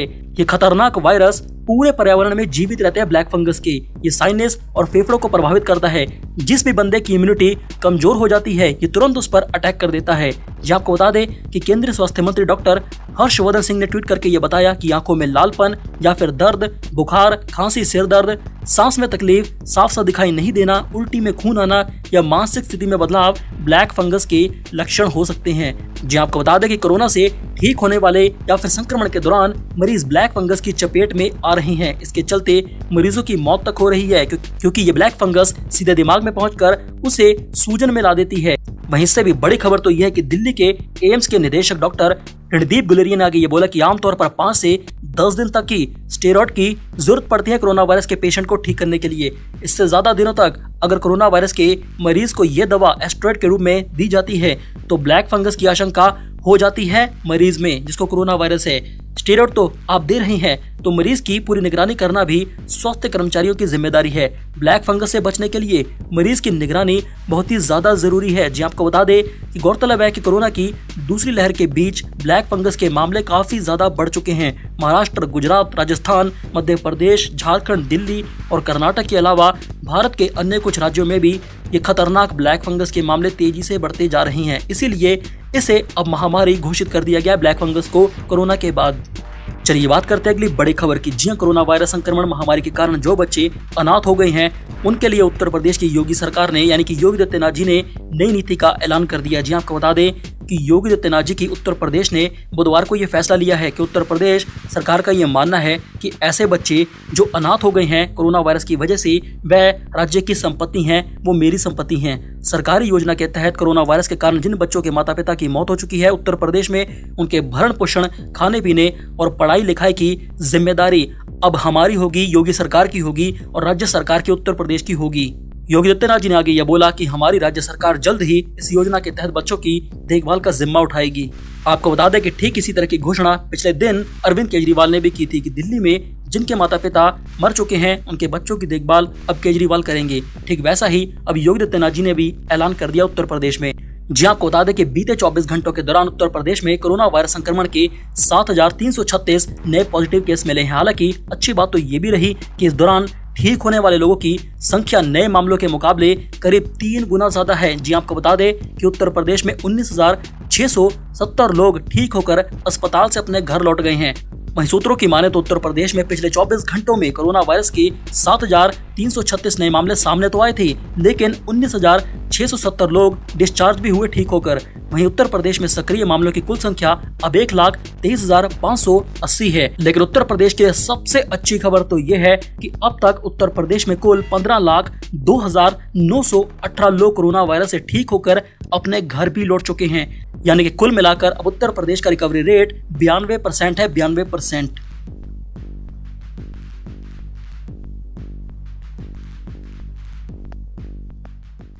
चलिए बात करते हैं अगली बड़ी खबर की जो केजरीवाल को लेकर सामने आई है। जी आपको बता दें कि कोरोना के सिंगापुर वेरिएंट पर पूरे भारत में और दुनिया में डर फैलाकर घिरे केजरीवाल चारों तरफ से हुई आलोचना केजरीवाल की। जी आपको बता दें कि भारत के विदेश मंत्रालय ने ही यानी कि एस जयशंकर ने भी लताड़ा है केजरीवाल को। सिंगापुर ने भी जता दी आपत्ति और ये बोला कि ये आप नहीं कर सकते हमारे साथ, और पुरानी मित्रता को लेकर भी डैमेज हो सकता है। जी आपको बता दें कि देश में कोरोना महामारी की दूसरी लहर का कहर तो जारी है, लेकिन तीसरी कहर को लेकर सतर्कता भी बढ़ाई गई है।